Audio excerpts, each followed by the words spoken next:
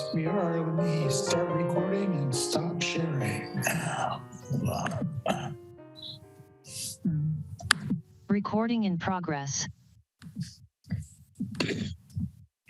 Okay, good evening and welcome to the regular meeting of the Midcoast Community Council for March 23rd, 2022. Len, would you call the roll, please?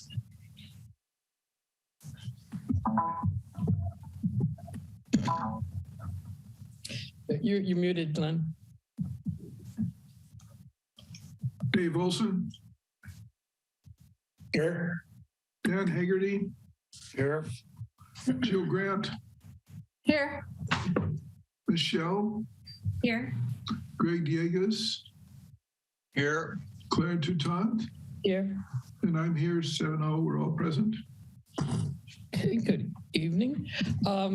We'll move first to the Board of Supervisors report. We have a number of people here from different agencies who will also be giving us reports. We'll start with Lena, if she's here. I am. Sorry, I snuck in right at 7. Sorry, go ahead. I'm sorry, but I'm being texted from people who are trying to get on the meeting and they can't get in. They say the host has another meeting going on or something. I used the link from the agenda posted on the website and that was fine. So maybe text them and tell them to try that. Try the agenda? Okay. Yeah. Well, the agenda and the web hosting should be identical. I checked them, but I had no problem hopping in, but sometimes they I think people were using the saved old login because I did the same thing. I had saved the login and that's not right. Right.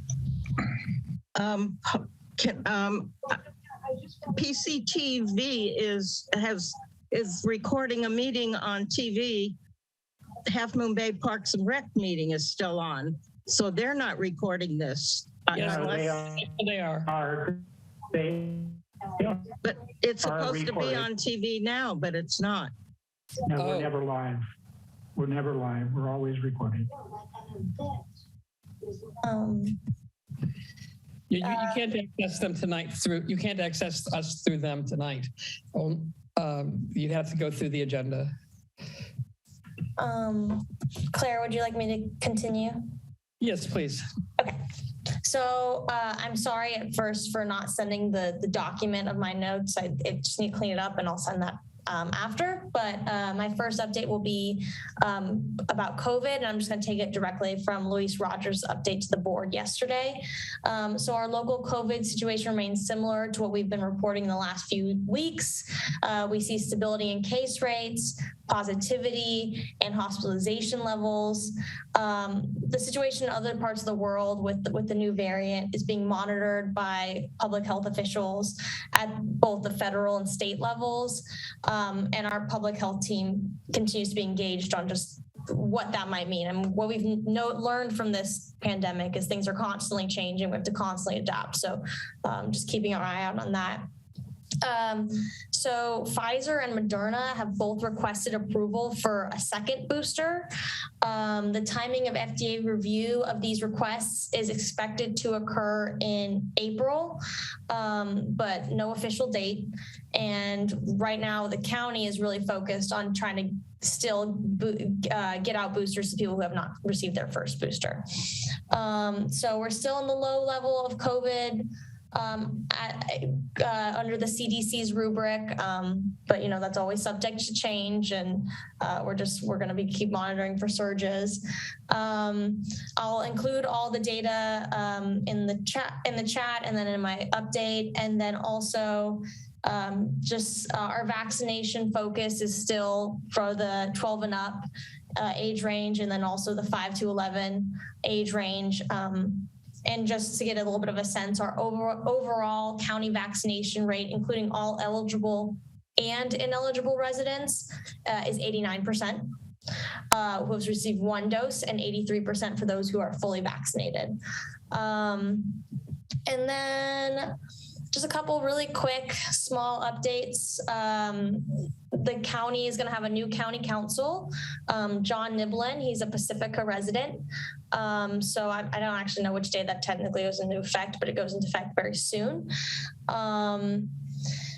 It was really exciting. We have some Measure K funds that we're pledging to 2 different really interesting topics. So we're putting $1 million towards prohibited firearms and protecting domestic violence victims and other victims, petitioners of restraining orders, to make sure that the respondents of those restraining orders are following the law and returning their firearms as it is required. And we also are putting $4 million to continue with our goal of ending homelessness in San Mateo County, which, as lofty as a goal as that sounds, we're trying to end it by the end of this year. We're trying to add about 400 to 500 new shelter units by the end of this year. So that's going to help us achieve that goal. We also, the board voted to allocate $34,000 to Ayudando Latinos a Soñar Alas in Half Moon Bay. For their economic vitality initiative, which trains aspiring entrepreneurs about how to run a business, and includes technical training as well as some media arts training. And then the board also voted to allocate $400,000 to Pacifica's Safe Parking Program. And lastly, there was an item in our consent agenda, and it had to do with Montera, so it seemed relevant. And I was trying to really understand what it means. It basically seems like they're updating and slightly editing a existing permit that was issued in 1963 for Montera Mountain, because there's 9 different participants who rent that space for different communication reasons. So it doesn't really seem like there's anything particularly different with it, but I'll share that anyways. So sorry, that was kind of long. Those are all my updates. Very happy to take questions. Lena, that's actually something we've been following, so we'll probably want to get more detail on that. Sure, I'll put the link in the chat. Okay. Any questions for Lena? Okay, Greg? So Lena, the issue with the Montera Mountain has to do a couple of years back with SFPUC chopping the top off the mountain. Right. Which was something residents brought to our attention. So what I'm interested in understanding, and was not clear from reading that document, is what does this mean for the restoration that Steve Ritchie of SFPUC promised that he would do to the top of Montera Mountain? Where does that stand? Okay. I will check on that. I guess my assumption, which is only an assumption, which I will verify, was that because it didn't include that in part of the conversation, it wasn't part of this particular document, it wasn't part of this particular agreement, but it's still very relevant. So I'll make sure to get an answer to that. Okay, thank you. Dan. Yes, thank you, Lena, for your report. I got a question. So in regards to the trees that Caltrans removed alongside Highway 1 in the Midcoast, or maybe some of it was in Half Moon Bay, or one was in on the north side of Medio Creek, and the other was near Frenchman's Creek. But the question was there any discussion about maintenance, about regrowth? The reason I'm asking is because there's visible vigorous regrowth of some of the trees that they have removed. And I'm just thinking that, of course, if they handle that sooner than later, there would be much of a taxpayer dollars cost to this, but also more important, less impact to the community with the flow of Highway 1 to handle that. The earlier they get to that, the better. And I also would recommend considering covering it with some type of black landscape cloth to deprive it of life, it'll slow down any regrowth. Right. Right. First off, I totally agree with you. I think what the best I can do is ask Dawn to ask that of our district director, because, I mean, to be frank, the work that Caltrans does, you know, I don't know it to that scope of detail, so it's information I'd have to find out. But I'm happy to ask Dawn to advocate for finding out more information about what the restoration plans are. Yeah, great. Just wanted on your guys' radar. Yeah, sure, absolutely. It's a good question. Thank you. Michelle. Yes, hi. Lena, I know we were chatting over email, but I just wanted to get an update on the lead testing request that the MCC put in for the county. Yes, so I've been doing a bit of a tour, talking to people who have touched upon this issue in county council and the public works department. And I'm speaking with Supervisor Horsley throughout that process. Not exactly sure what I can report just yet because nothing has been decided, but definitely looking into testing, definitely looking into funding testing. Not sure which ones those will be yet, still advocating for that. So I will try and give you an update soon. But nothing has been promised. Things are being discussed, but we're definitely going to be funding some testing. Absolutely. Thanks for the update. Sid? Sid, you're still on mute if you're talking.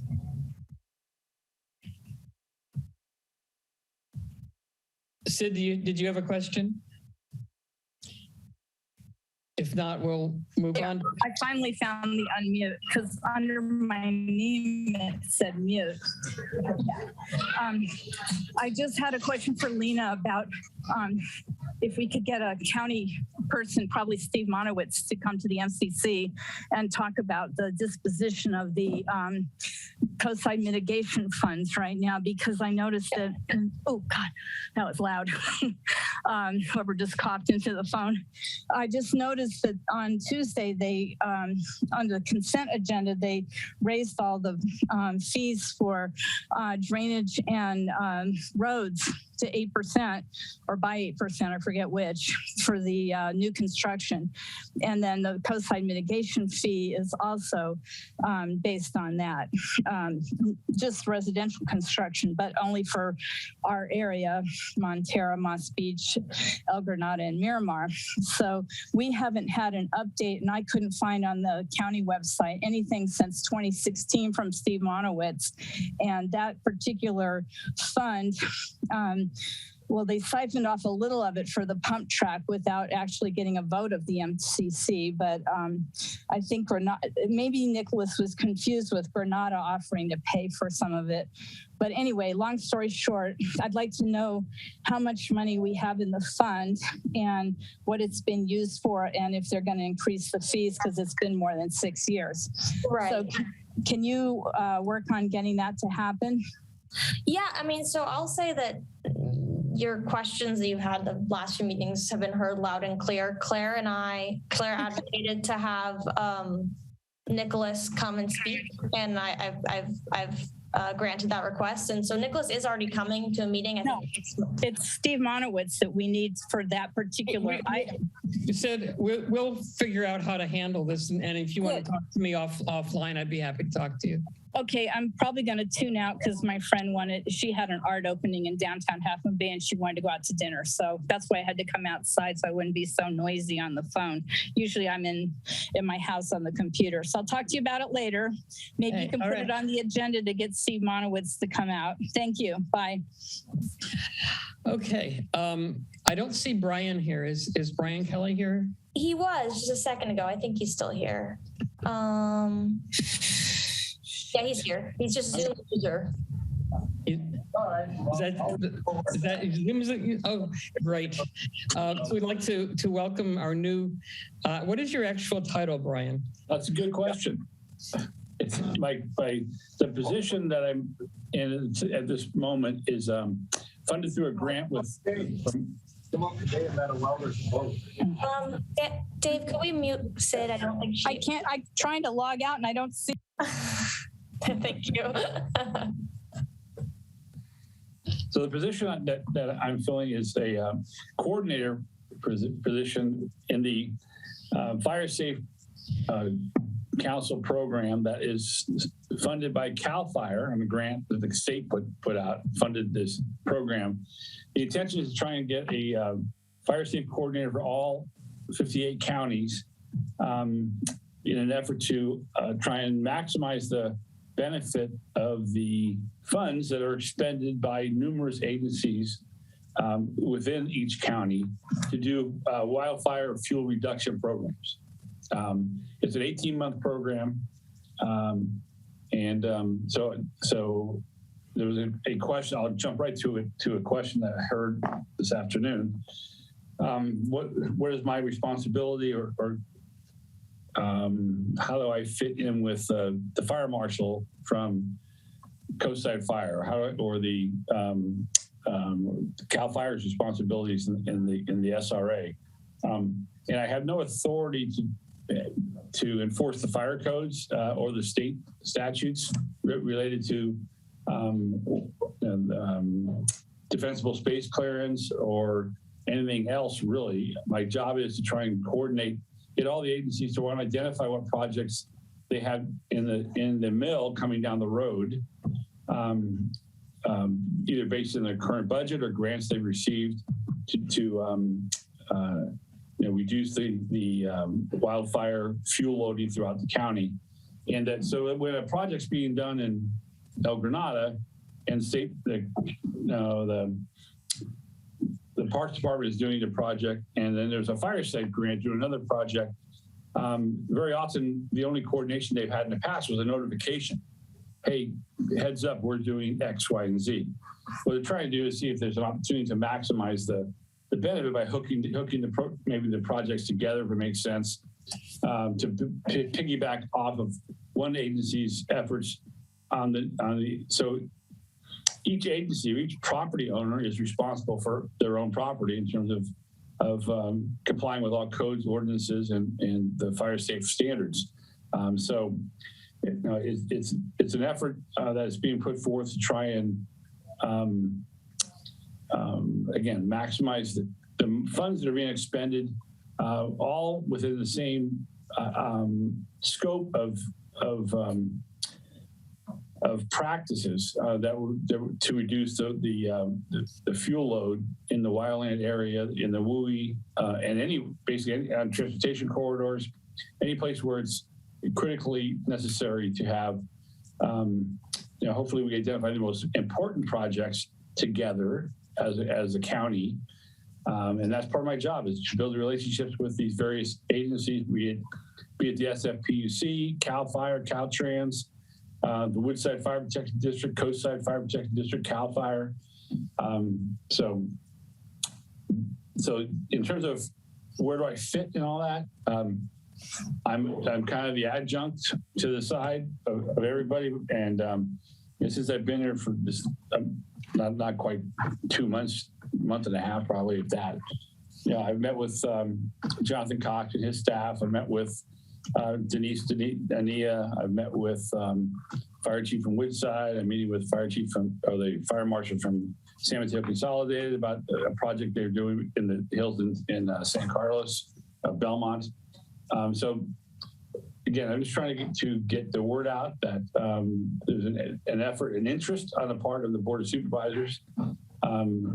Supervisor Horsey is very, very interested in improving what has been done so far and leading us into the future, that we can maybe we identify significant projects, that we identify grants that might be available, that we coordinate our activities to go after get the biggest bang for the buck. That's what we're trying to do. I'll take questions. I think Greg has his hand up. Yeah, Brian, thanks for addressing that. I think it would help, and this predates you by a long ways, to have an org chart that we could all understand in terms of who we're supposed to work with and what issues are supposed to go where, because I sense that some of us have floundered around trying to contact way too many people. But the fundamental question, and I don't know that I can expect an answer from you now, is will you be a point person if we want to lobby for a new project to help get that project defined and funded? I could be a person in that process, but it would have to be the agency who's responsible for that. So can I advocate for reduction in fuel loading in our county to reduce the fire threat throughout the county? Absolutely. And I'll do that every day in every audience I can get to. But in terms of a specific, to where, I can bring things to people's attention, but I can't make them do it. But clearly working with the elected officials who are responsible for any particular area, or the appointed officials, be it Caltrans or anyway. So I think you understand that the fire agency having jurisdiction for any piece of dirt in our county is responsible for the enforcement of the codes and ordinances that we're trying to improve the application of the enforcement. So I am available to hear your concerns, but I will most probably do the same thing you have done before. I will contact, in your case, Coastside Fire, Cal Fire, county parks. I can help, if I can identify something that Cal Park, that the San Mateo County Parks Department is doing, and work. And Cal Fire has another project.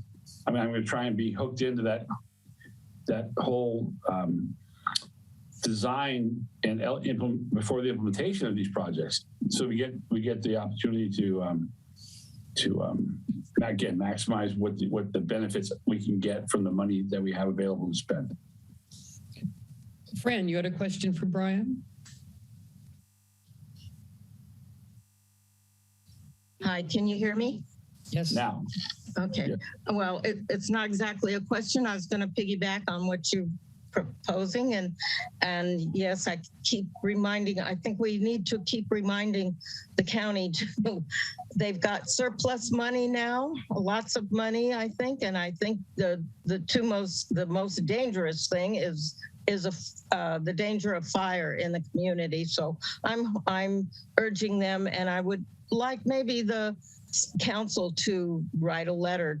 Maybe this could be an agenda item to propose to get them to spend more money this year on fuel reduction in Quarry Park, especially. I live in El Granada, adjacent to Quarry Park, and right. All the homes surround the Quarry Park. So the Quarry Park is in the middle of the community. So we really need the plan that RCD came up with, and I see Sheena's there, and I thank her for all she's done here for this, but they've got a plan, and I urge the county to go ahead and work on that and start the fuel reduction on that border that surrounds the community, or that the community surrounds. So that's it. Thank you. Thank you, Fran. Yeah. I think go ahead. I'm sorry, Brian. Go ahead. I was going to say, I've heard of Quarry Park. It's a subject that many people have. I think some people lose sleep over it. Not just you as citizens, but also the people. I know county parks folks are very concerned about what they need to do and what they see as their limited capabilities to achieve what they'd like to as soon as they can. So, yeah. I understand.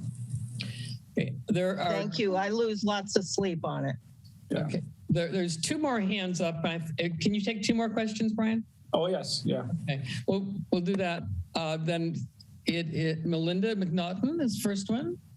Oh, yeah. Thank you. My question for him is if for some reason the scoping project decided to ask you, or I'm wondering if they would go to you for this, decided they needed to contact the GGNRA for getting a fire break there in the WUI next to El Granada, would you be the one they would go to go talk to them, or how does that work?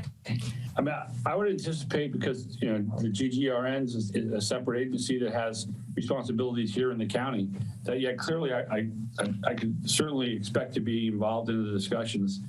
And one of my tasks is to make relevant contacts with these agencies that have responsibility, to find out what they're actually attempting to do, trying to gather the information and then share it with other agencies that are also doing the project. So, that would, GGRNAs, like anybody else who is responsible for property in this county, it's going to be their responsibility, and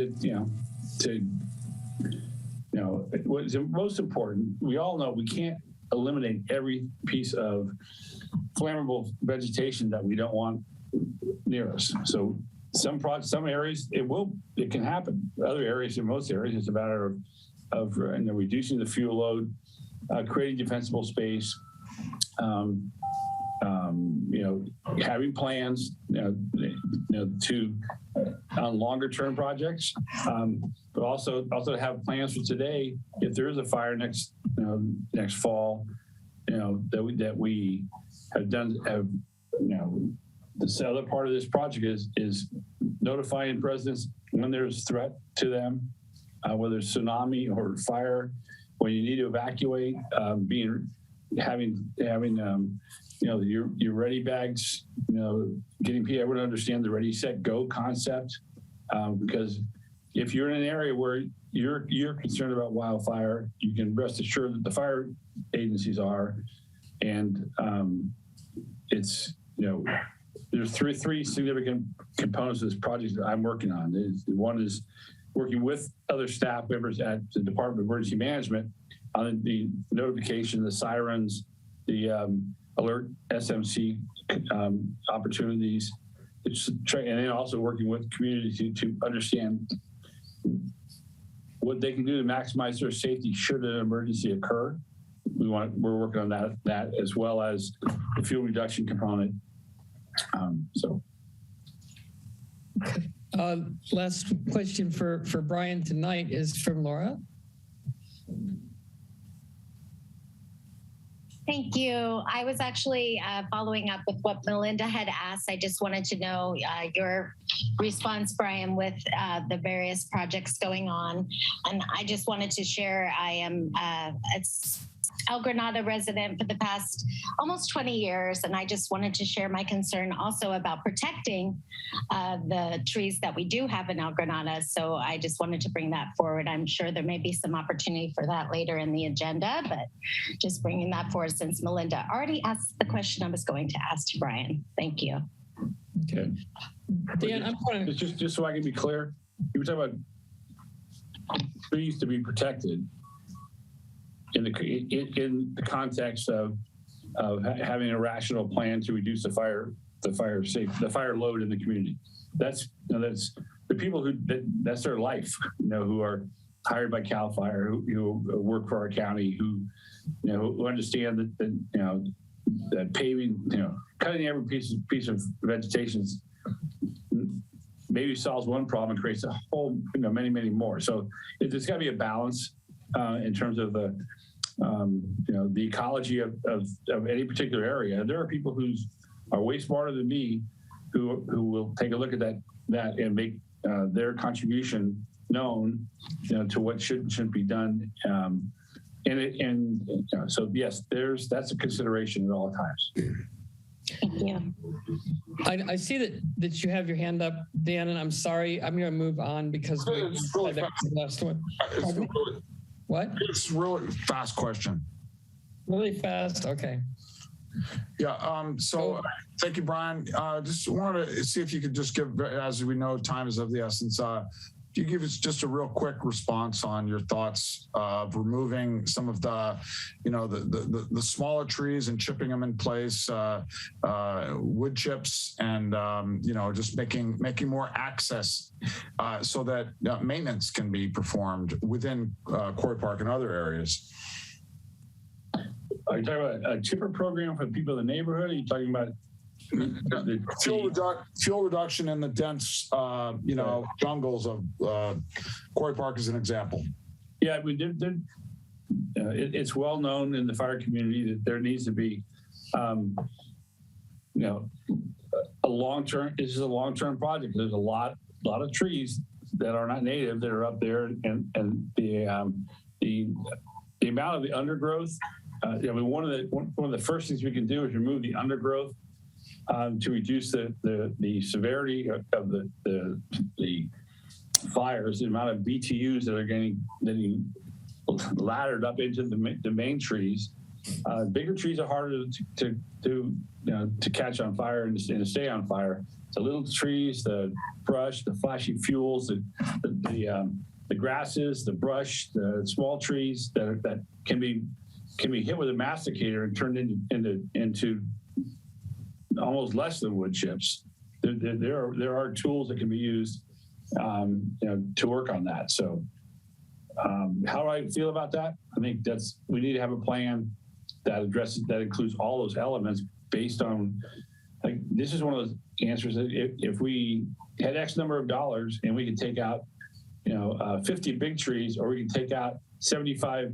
200 yards of roadway underbrush that's against the roadway that would make it a much safer evacuation point.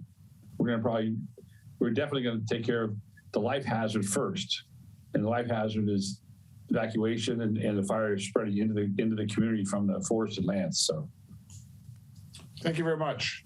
Okay. Thank you, Brian. I appreciate your coming. I hope you'll come regularly. I know you're meeting with our fire safety subgroup next week, I believe. Right. And, we'll hopefully stay in touch. We'll be in touch, absolutely, without a doubt. Thank you. Happy to come anytime. Great. I think that Sheena is here. Did you have a report tonight, Sheena? Yes, I do. Okay. Hi, everybody. Nice to see you all again. I have two updates.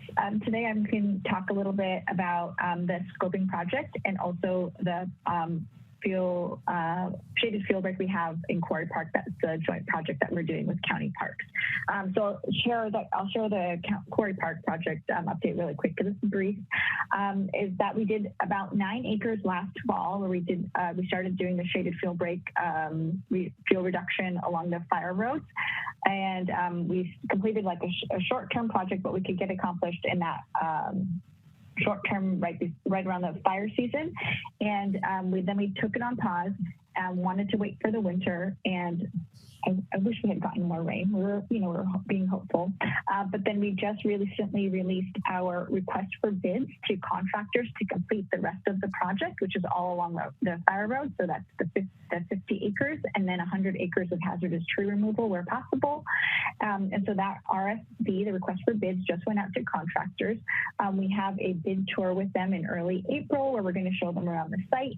So far we have I believe it's 10 or 11. I believe it's 11 contractors that RSVP'd thus far that they're going to be attending this bid walk. So I'm really encouraged by this high interest by contractors. Then they'll be shown around the site. They can prepare a bid about how much they think it's going to cost to do the work that we're asking them to do. And then we're going to have a contractor selection, and the work should be started in early June. So just wanted to give you an update on that's continuing to move along. And then the second update is for the scoping project. So just for a recap for folks that are not tuning in every time that I'm here. So the El Granada scoping project is our quick project, very rapid project. I shouldn't say it's quick like it's easy, but it's been a rapid project where we've been working with consultants to do a wildfire risk analysis of fire risk to the community. And that included collecting a lot of data, empirical data, quantitative, qualitative, and also hearing from all the residents and stakeholders and partners that have input on what can make El Granada as a whole more fire resilient, including Quarry Park. So that the data collection period has been completed. And now we are in the phase that we are starting to do we're actually partway through the data analysis to look at the wildfire risk and also starting to shape the suite of actions. So the outcome of this project is going to be a suite of potential projects that we could do to make El Granada more fire resilient. This would include potential vegetation projects, also maybe policy changes, also maybe strategies for increasing defensible space, increasing access to for fire access, anything. It could be a suite of projects. And in that, we would have identified what the overall projects would be, the estimated cost, an idea of what resources would be required for it. And then from that, as a community, we can pick what we'd like to do. So there's not going to be any prioritization about this is the most important, this is the least important, we should definitely do it. But we're going to try to match those projects to potential funding sources, right? So if something really quick comes up that we can do really easily, let's go ahead and do that. And if something that's like a bigger funding pool that can help us hit a really big, heavy project, let's do that. So once we have the projects identified, we can start that discussion. So right now in the process, we have the consultants have done the risk analysis at about the 30-meter level resolution for the wildfire resiliency risk analysis. They're doing the modeling, and then they'll be doing, right now they're in the process of doing the 10-meter resolution and finer scale modeling. And the consultants have also begun developing a suite of actions. And this past week, we had a meeting with the project partners to start discussing what those would look like. We've identified 6 potential categories of actions. So one would be the vegetation treatment. Another suite of actions could be around structure protection. Another one would be fire preparedness, and then critical access and public infrastructure, fire safety education, and then also services and procurement, how we can help to potentially we can make this document that's going to be coming out of the modeling a living document that we can update regularly as we increase our projects and we do more to help with mitigate the fire risk. So that's where we are in the process. We're still on track to finish this by the end of April, and we will be planning a community meeting for May, TBD on the date, that the consultants will be presenting their presentation with the final output. That's a lot. Are there questions for Sheena?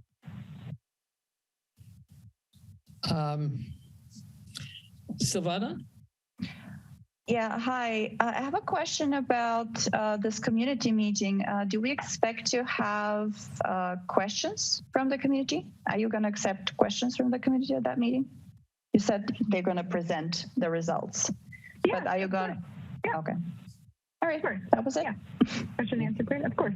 Mm-hmm. Arye, is that how you say your name? Yeah, thank you, Claire. This is my first MCC meeting, although I've been living in El Granada for a few decades. Thank you, Sheena. I have a question, you know, on the great tree debate in El Granada. I've seen the thinning of the trees on the meridians of the eucalyptus trees, and there are people who passionately feel they should all be cut down. Others who feel, you know, thinning them and doing the work that's already been done should be sufficient. I'm wondering, as far as you know, how and when is that decision going to be made, whether to leave some of the trees that are now standing in the meridians there, or whether to take them down? How's that decision going to happen? Yes.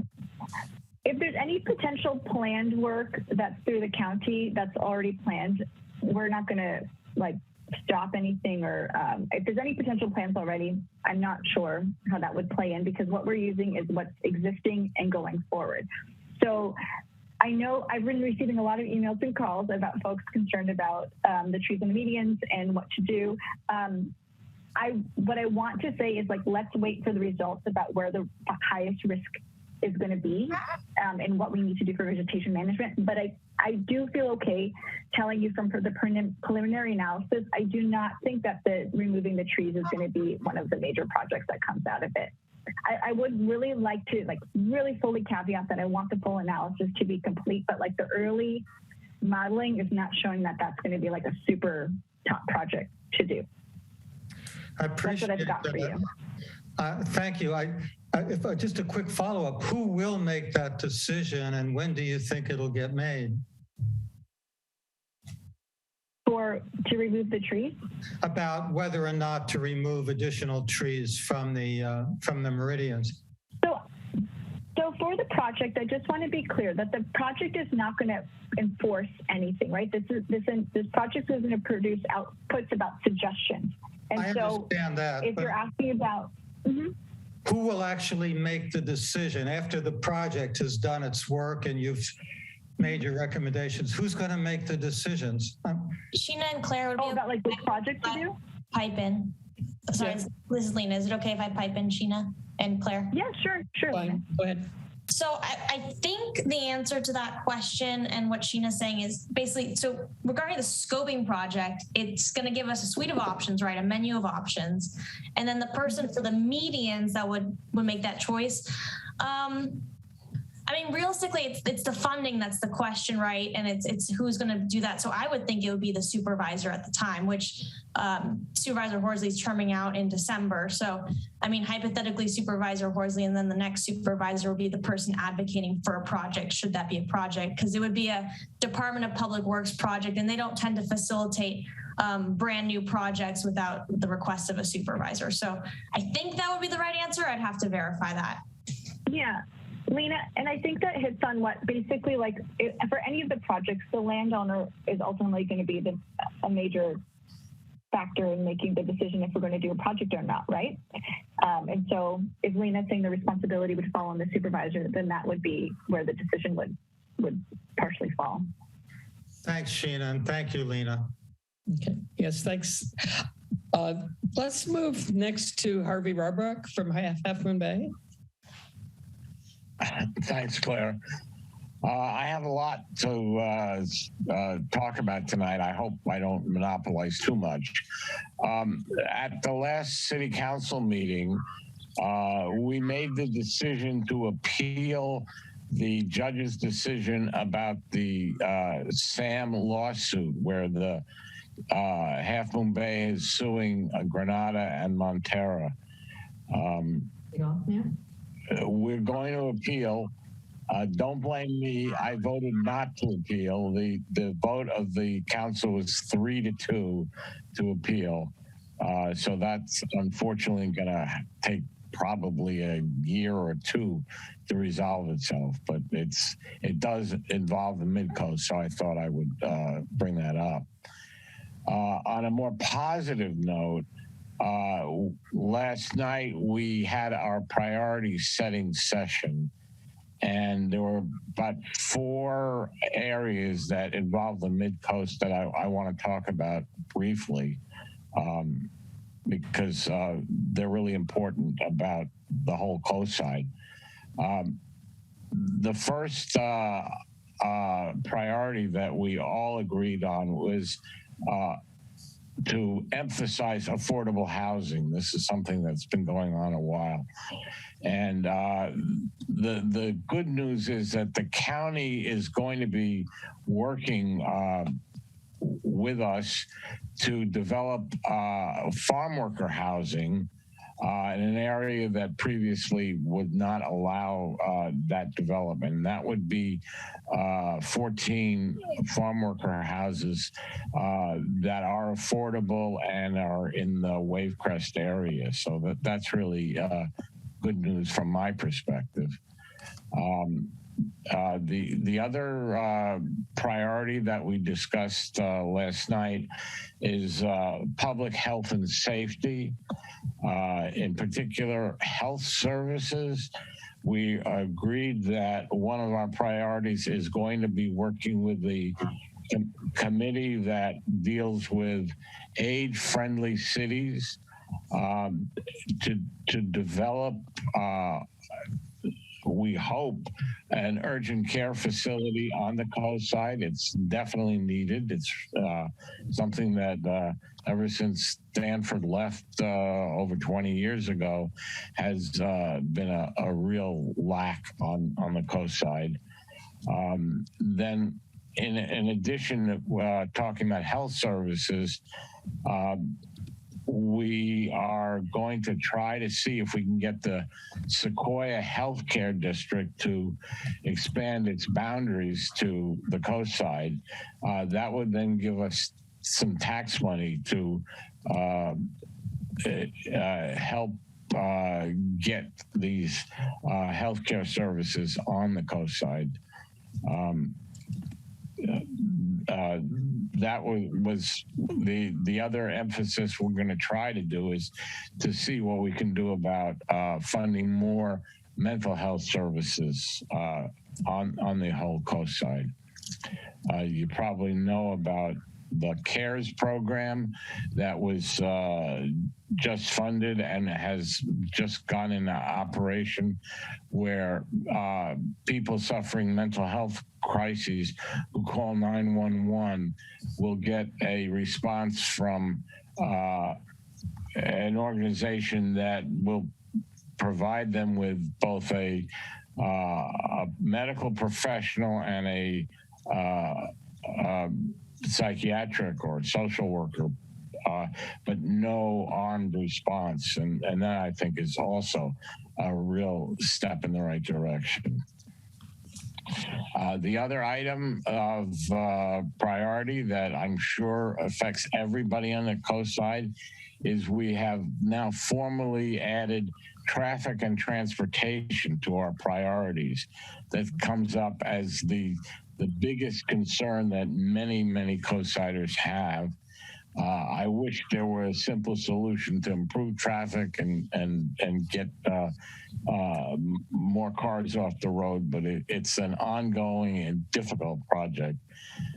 So some of the ideas that we're going to be exploring are getting traffic control on the weekends, Highway 92 and Highway 1 probably have a traffic control officer there.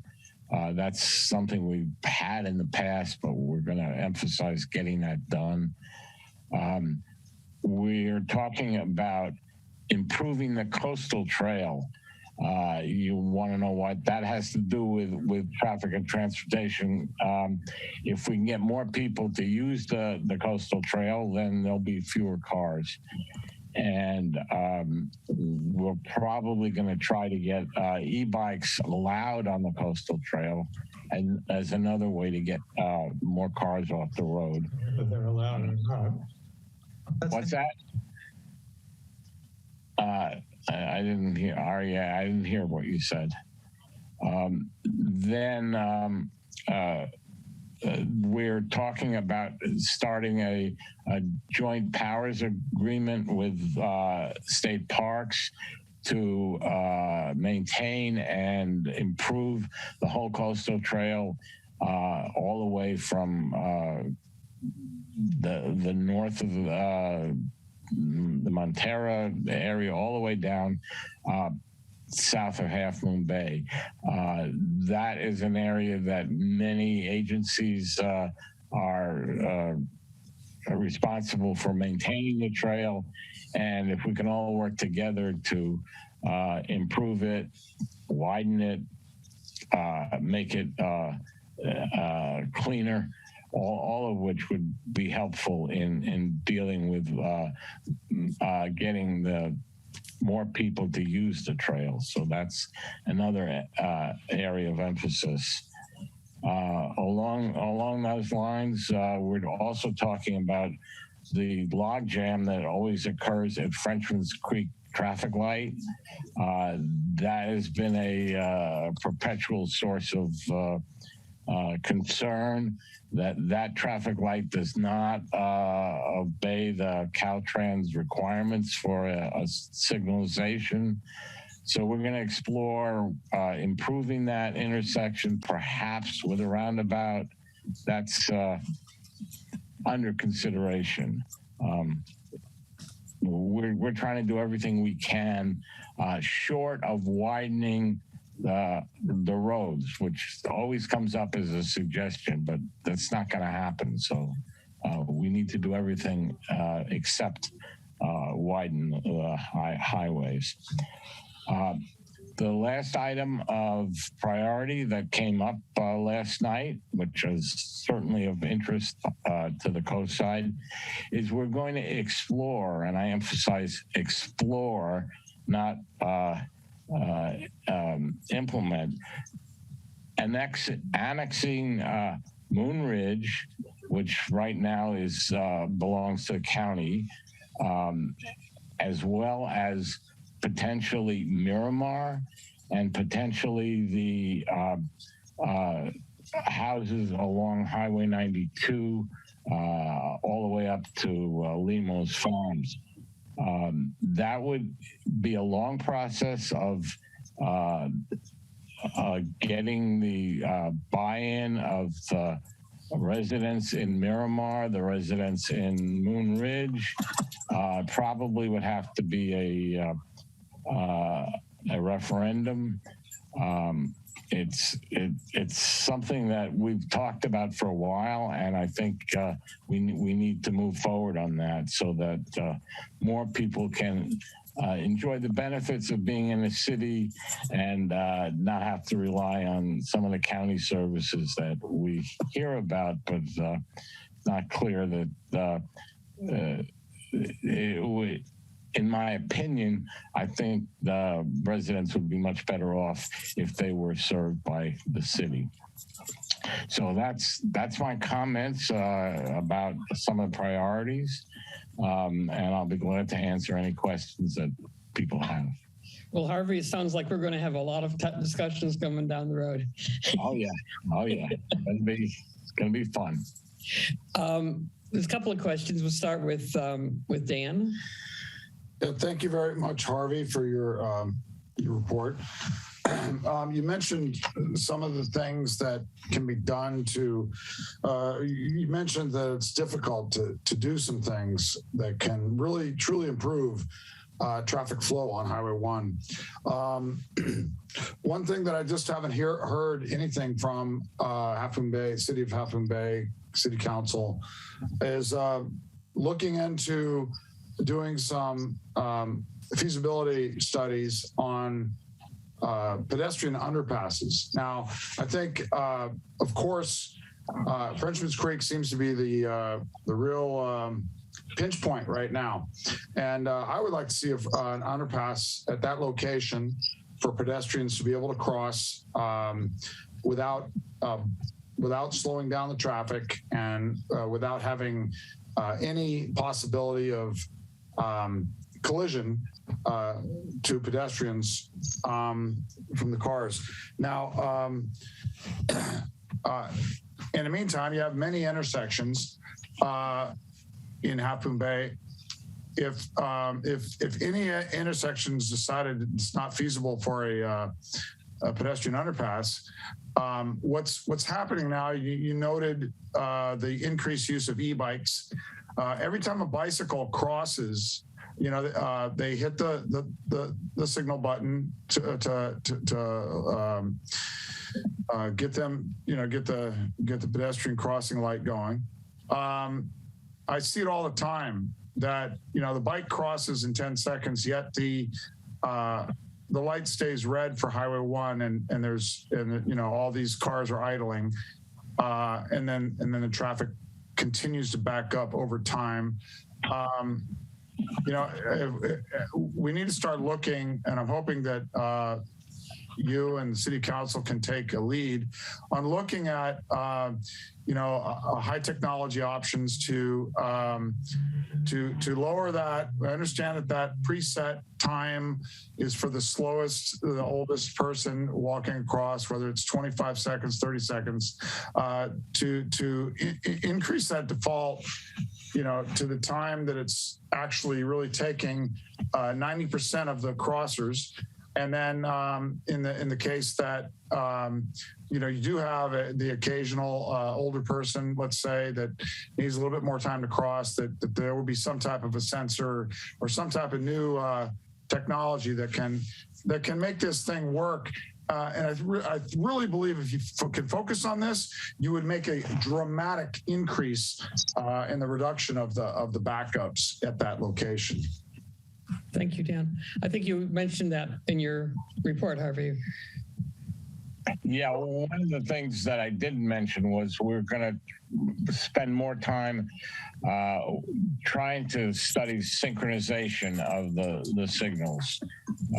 Right now, they're poorly synchronized, and we have the technology to do better synchronization. So that's. But hold on. Synchronization is not the answer. You didn't respond to my question. No, you don't. That's fine. We're going to move on. We've got. He's not going to answer the question tonight. I asked the question. Why? I took the time to ask the question. Why yes, can't? You did. Why can't I get an answer? I think he gave you an answer. Did you give him an answer, Harvey? I think so. Okay.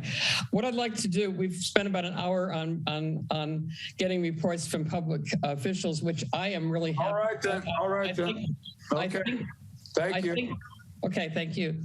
I think this is really important. This is one of the things the MCC can potentially do best, is to bring people from different agencies and backgrounds together to share ideas and share what they've been doing. I'm very grateful for everybody who's come and spoken. There are two more reports yet to come in this section, and I have 3 people who would like to ask Harvey some questions. Kimberly, Greg, and then somebody just dropped off.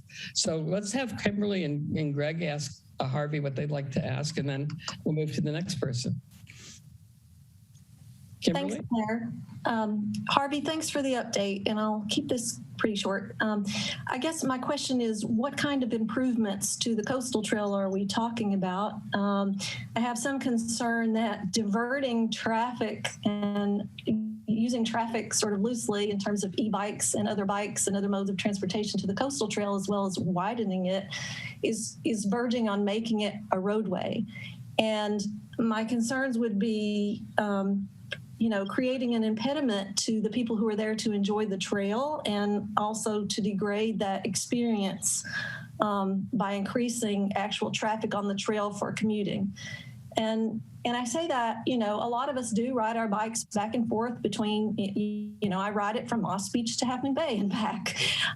So I'm not against that, but I'm concerned that if we lean more towards having it as a thoroughfare versus having it as a trail, that's a big distinction.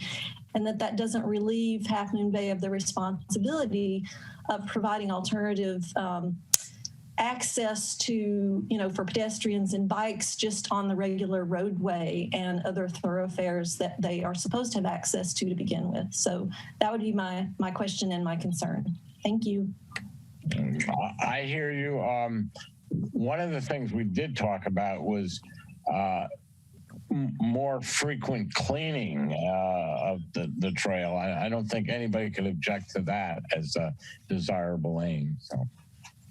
And perhaps widening the trail also in places. Greg? Harvey, have there been a document prepared, any kind of analysis on annexation, any statement of what the pros and cons were, and where is that available? Nowhere. We're really at the very beginning. Probably the next step would be to hire a consultant to do that analysis. It's financial analysis, political analysis. It's a big deal. And when I say we're just exploring, I mean that we're really at the very beginning. But you know, a journey of 1,000 miles, et cetera, et cetera. So you're certainly going to be involved in that exploration. I guarantee it. Okay. Well, thank you, Harvey. Sure. Next up is Captain Jason Cavett from the Highway Patrol. Welcome. Thank you very much for having me today. I've been here in Redwood City. I'm the commander here at the Redwood City office for about 1.5 years now, and somehow I missed this meeting. Didn't get an invite, or for whatever reason couldn't get hooked up with this group. But I will be making a more steady appearance at the group. I really don't have any updates. I do have a few things, but I know we're running a little bit long. So I'll really just open it up to any questions if you have it, and I'll get the schedule of meetings and start attending more to get the concerns of this group and see what I can do about them. Well, you'd be more than welcome to come. I would hope to see more of you. Is there anything for Captain Cabot? If not, we'll go on. Thank you. We'll go on to. Yes, I have something quick. Yes, thank you for coming tonight, Captain. Question on it's more and more prevalent now that there's having these cars with the tinted windows on the passenger and the driver's side of cars, which I understand are illegal. Yet you see them over and over. Do you have any comments on that? Because it's really difficult for pedestrians crossing to. I'll tell you a story. I was crossing in San Mateo, and here was an Uber car parked half in the intersection and half in the crosswalk and half not. He had tinted windows. I couldn't see if he could see.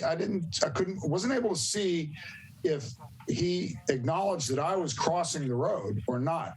So I had to pretty much take my limited time on lunch break. I pretty much take the chance of my life to cross in front of him, not knowing whether or not whether he saw me or not. And so that's the issue. And I wanted to ask if you had some thoughts on this problem. The answer is really short. It is illegal, and our officers know that. And if they see that violation, it is only a mechanical violation. It's a fix-it ticket. If our officers do stop the individual, but it is illegal, we will cite those violations when we see them and they have the opportunity. That's really the thought of it. Yes, it is dangerous. There is an issue with that. And if we see it, we'll take appropriate action. So the only way to change the effectiveness for the California Highway Patrol to deal with this would be to talk to the legislation and have different laws written. Is that correct?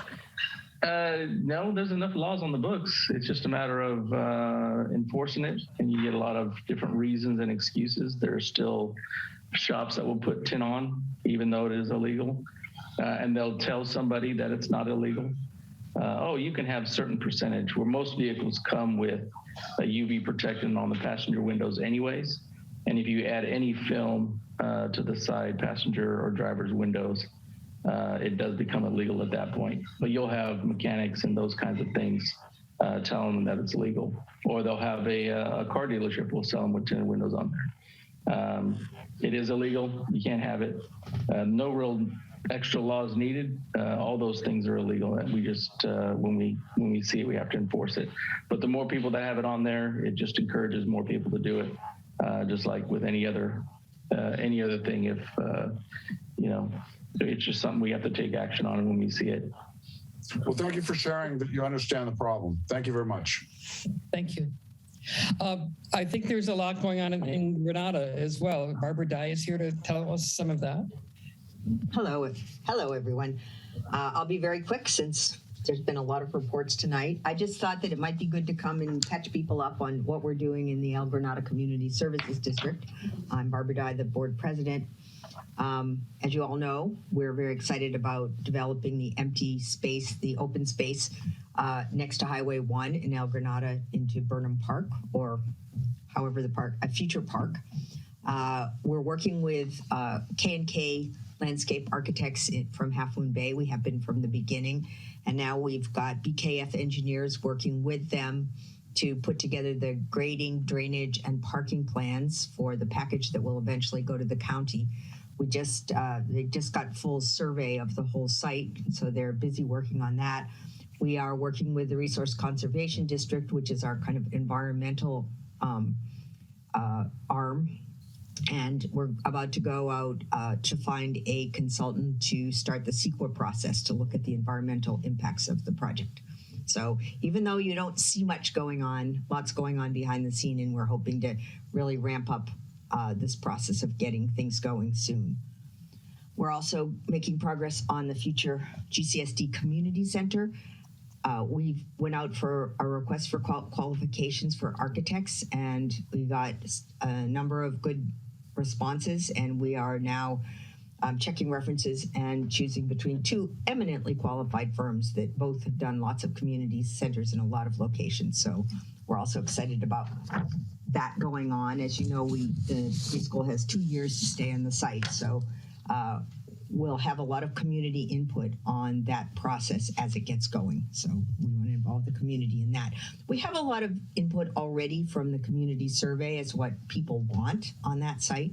So we will probably have some alternatives to propose at some point once we've selected a consultant. We're working on a summer recreation program. We'll be able to do a lot more when we have a park and community center. We're sending out a newsletter, and we got an update from Nicholas Calderon on the pump track. As many of you may know, they selected a consultant at the last Board of Supervisors meeting, so they're expecting to work to start in May, and groundbreaking will happen in June or July. And as you know, GCSD contributed something to making that project happen.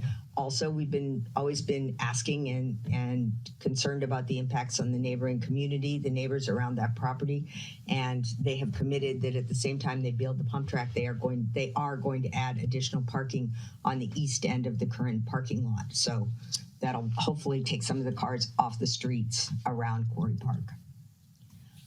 We are supporting the Coastside Land Trust outdoor education program at El Granada Elementary for the 4th graders, and it's been fantastic. The kids walk up to Quarry Park. They've grown native plants. They prepared ground for a garden outside their school.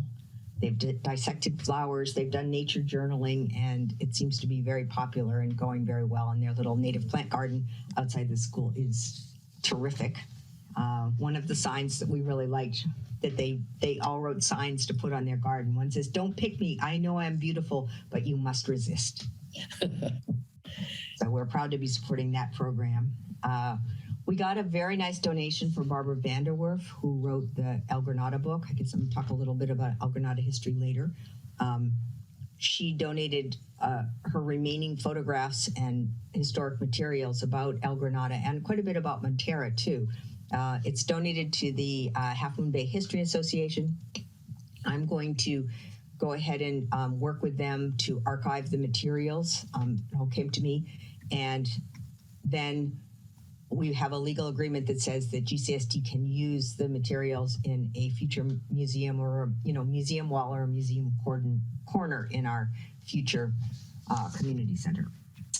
And last but not least, we're just doing work now on the next capital improvement program that will continue repairing some of the sewer lines in El Granada. So even though we're quiet, we're busy, and a lot of things are getting done. That's a lot. Yeah. I think at this point, we'll move on to the next part of the agenda, which is public comment. Excuse me, I have a question, Claire. I think we're going to move on. Why are you cutting me off? What's going on? We're going to move on, yes, in the interest of time. And some of what else needs to be said will likely come up in public comments. So we are going to move to public comment. You know how to raise your hands, I think. If there's any problem and you can't raise your hand for some reason, you can note in chat that you do want to talk. We'll limit comments to 2 minutes tonight. I don't know if anybody in the council wants to volunteer to time it, or I'll just keep an eye on it. So we'll start with Melinda. Michelle, thank you. Welcome. Okay, should I go? You're on. Okay, thank you. Hey, I'm reporting on a petition a group of concerned citizens submitted to the scoping project team on Monday, and Aria's questions were excellent regarding the median trees. So this was just sent in before the team came out with the preliminary recommendations that Sheena reported tonight. So I'm concerned about our town's fire safety, as most of us are, after the CZU Lightning Fire Complex. I recently joined a group of concerned citizens called El Granada Advocates, who are requesting the resources and budget for wildfire mitigation get focused on the highest risk areas instead of using those resources, which would be millions, for use on less critical areas like the tree medians.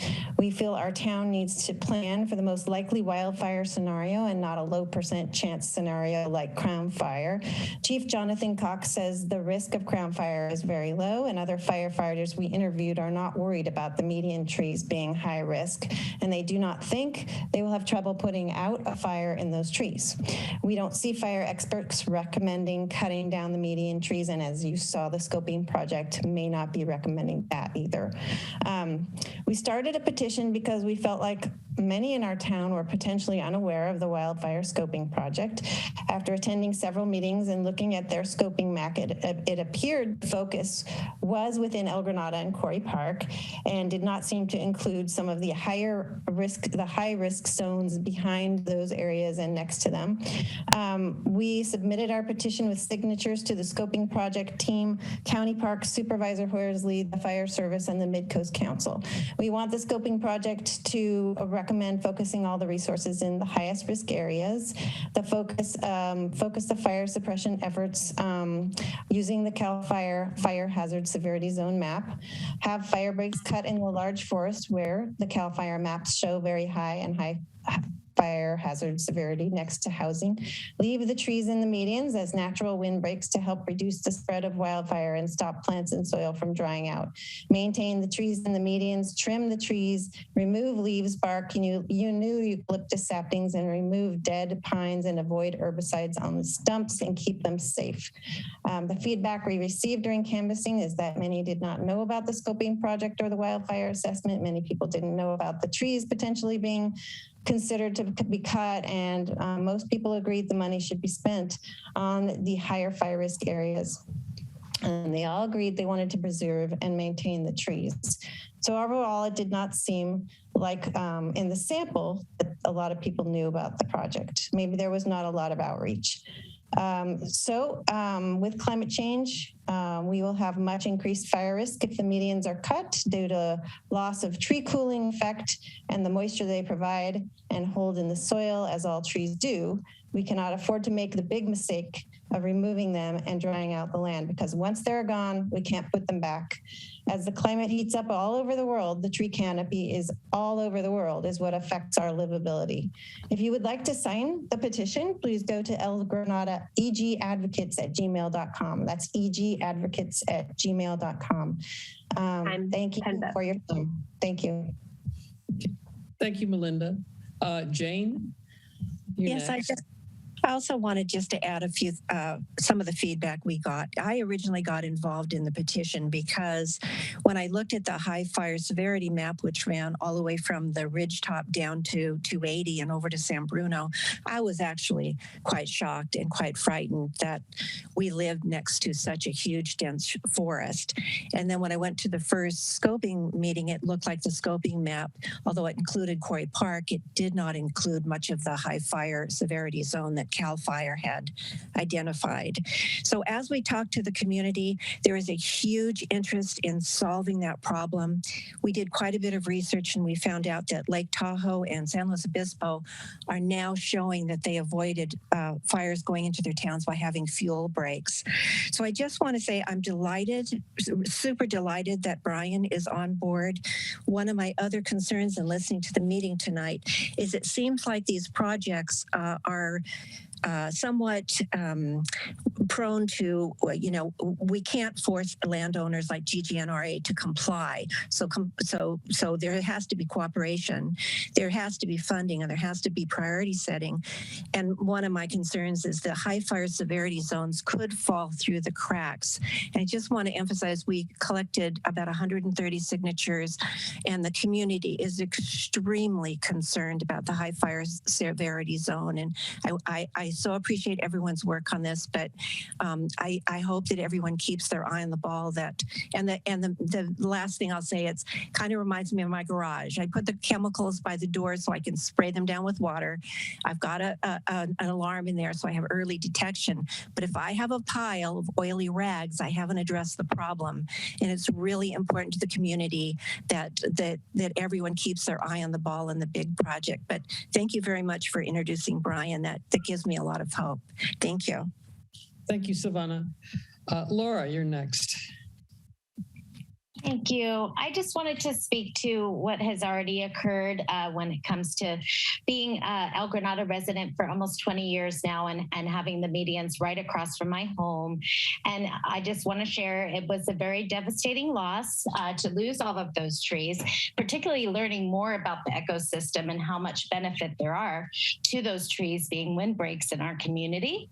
And just wanted to reiterate what has been spoken just to make sure we focus on the high fire risks based on the CAL FIRE map because these trees are a part of our community and it's been a devastating loss for my family. We look across at weeds now instead of what used to be about 25 very grand trees. So thank you. Thank you. Any other public comment? Yes, I have. Yes, I have a public comment. Okay. So, so that the community knows, there is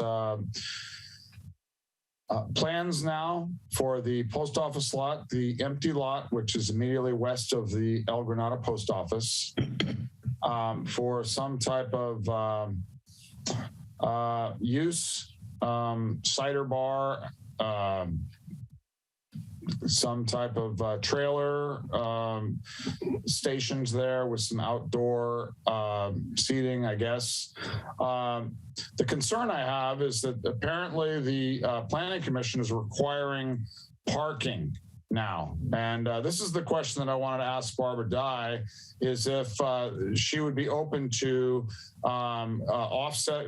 working with the Planning Commission to offset some of the parking requirements if they allow some parking across the street. I think there's ADA requirement parking, and I don't have all of the details yet as what the planning department is requiring, but I think that it would benefit the community to minimize any parking lot on the existing empty space of what is known in the community as the post office lot. So basically, I'm just letting the community know that this is early on. It looks like the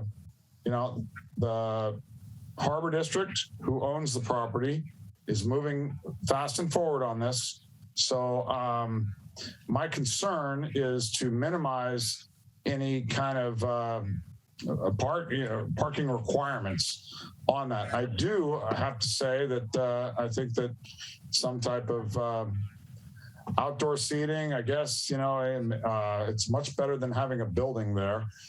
So I'd like to see that could, maybe the community can get around and aboard and can help make this work to minimize any parking requirements that will be forced on this project that the Cemetery Harbor District is moving forward with.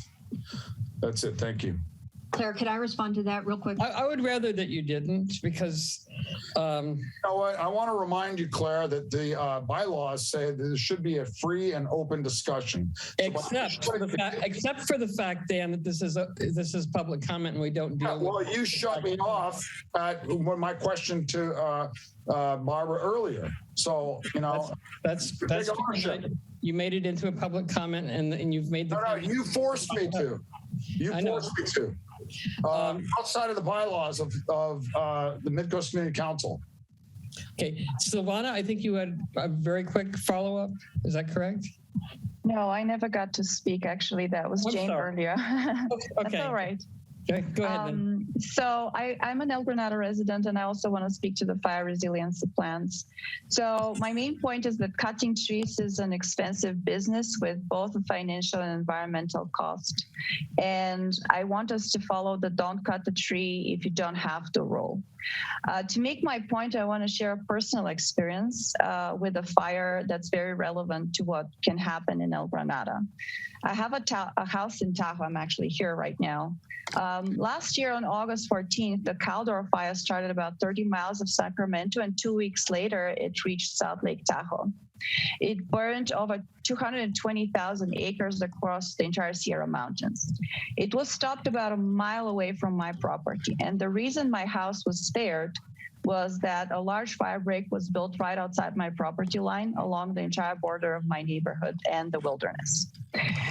It gave the fire department breathing room so they can spend their efforts on putting out spot fires inside the neighborhood. And the only reason me and my neighbors were able to keep our house insurance policies was that fire break.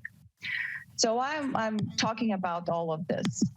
When I hear people talking about fire danger in El Granada, every once in a while we'll hear about cutting down the medians. But in my opinion, this doesn't solve the problem. A devastating fire would start in the hills above the town, and if we're unlucky to have the Diablo winds, the houses between the hills and the medians will catch fire much faster than any of the medians. The only median that was directly connected to Quarry Park was the one that was already severely trimmed. So I believe that danger is already eliminated. Not all medians are made equal, and none of the other medians connect to the wilderness. Not all trees are made equal either, and the trees in the medians are much different from the ones in Quarry Park. Medians are relatively well maintained, the tree density is minimal, there's no fuel ladders, and there's easy road access to the fire trucks. Back to the bigger picture, the danger doesn't only come from trees. The hills above El Granada are low vegetation and brush. They're designated by CAL FIRE as high fire risk. My neighborhood in Tahoe doesn't border with trees either. We border with shrubs, and yet the fire breaks were what saved us. The takeaway from all of this is that removing the trees is expensive. Spending our budget on low-risk median trees is a waste of money, in my opinion, and it doesn't really solve our problem. It's a distraction from the real fire danger in the hills, and I believe we should focus on building more fire breaks, if that's deemed necessary by the experts, of course. Thank you. Thank you, Savannah. There's two more people in public comment, and then we will move on to the regular agenda. Sid, you're first, and then Matt. Finally, I got home so I can figure out the buttons. I wanted to ask Harvey quickly. He didn't state why the county. Wait. This is public comment. This is not the time to ask Harvey questions. Okay. Well, I'll just state public comment that I think it's a lot of hubris for Half Moon Bay to appeal the lawsuit when it took them 5 years to lose. And they're just going to cost all the ratepayers more money, including the people they're suing, but also their own ratepayers. And secondly, I wanted to applaud the fact that they're going to be looking at traffic mitigation features. And hopefully they will look into roundabouts, because those will keep the traffic flowing instead of idling at every stoplight in town. I also wanted to say that the El Granada homeowners are losing their fire insurance, and that's a really severe issue. As a realtor, I see that it could make a house unsaleable if you can't get affordable fire insurance, and especially all the properties that border Quarry Park on Upper El Granada Boulevard, they're really at risk the most. So I did want to bring that up. And let's see. The only other thing I was going to ask, but I'll just say it as a public comment, is that I applaud the fact that the county decided to defer charging the permits for removing trees. It's still very expensive to remove trees on your own private property. But since nobody knew about the scoping project, maybe they don't know that the county has delayed charging the fee for unincorporated area at the moment to take out big trees on your own property. The permit fees are very expensive, so it behooves people that have some on their property to do it now before they decide to jack up the rates again. I don't know. I would have asked Lena, but I guess I can't ask a question whether she knows if that's going to be reinstated soon to keep charging fees, because at the moment there's a moratorium on permits for tree removal. That's it for me. Thank you. Okay, thanks, Sid. And Matt? Hey, yeah, thanks. Well, that might have answered some of my question. I noticed that during there's been a lot of trees and vegetation removed, also around the creeks where listed and endangered species have been. So I'm just curious if in streamlining the removal, if that's a concern or if that's being looked at in terms of threats to endangered species. So there's that. And then, it seems from who I've talked to, there's even some property owners who have regretted cutting down the trees that are on their property.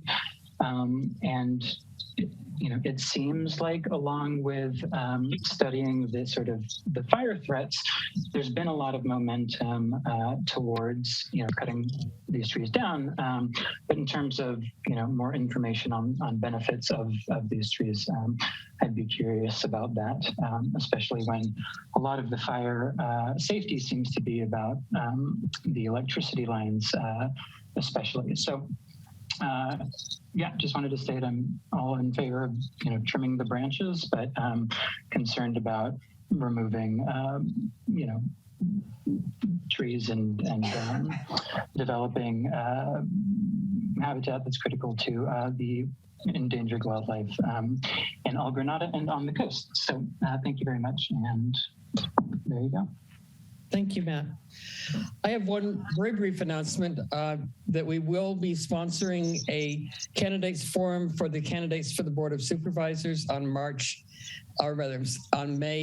4th. So stay tuned for further details on that. We're going to skip the consent agenda tonight. There are no meeting minutes available, and move on to the regular agenda. The first item on the regular agenda is a little different than what we usually do, but there have been some concerns about deaths and near deaths in the community with unexpected use of fentanyl. And Jill Grant has put together a presentation on this. So I'll turn it over to Jill. Thanks, Claire. Good evening, everyone. My name is Jill Grant, and I am one of the 7 members of the Midcoast Community Council. I'm also a child of President Nixon's declared war on drugs. I received the war on drugs presentation by local police officers in elementary school. This was in the 1970s, and also in middle school during the 80s. Unfortunately, I've lost a dear brother and a nephew to fentanyl contaminated drug overdose. And I'm thrilled that now, after 40 years of the war on drugs, many cities and counties are beginning to shift from criminalization to compassion using harm reduction strategies. And I was very excited when Lena spoke about fentanyl testing strips being made available in San Mateo County. The County of San Mateo is part of a larger San Francisco Bay Area. And in this larger San Francisco Bay Area, there's already fentanyl testing strips being distributed by nonprofits.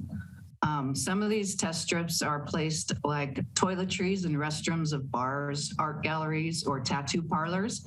But these testing strips are only offered in parts of San Francisco, Oakland and Berkeley. And as of now, we do not have these resources on the coast. So this worries me. I have a teenager, and I know our coastside teenagers are experimenting. Many will be offered pills contaminated with fentanyl. These teenagers have enormous pressure on them right now to perform for their schools, for upcoming college commitments, for sports, from their parents, and a lot from their peers. And some may experiment with drugs. They may try to use them to quell this anxiety. And unfortunately, this problem has only increased in the last decade.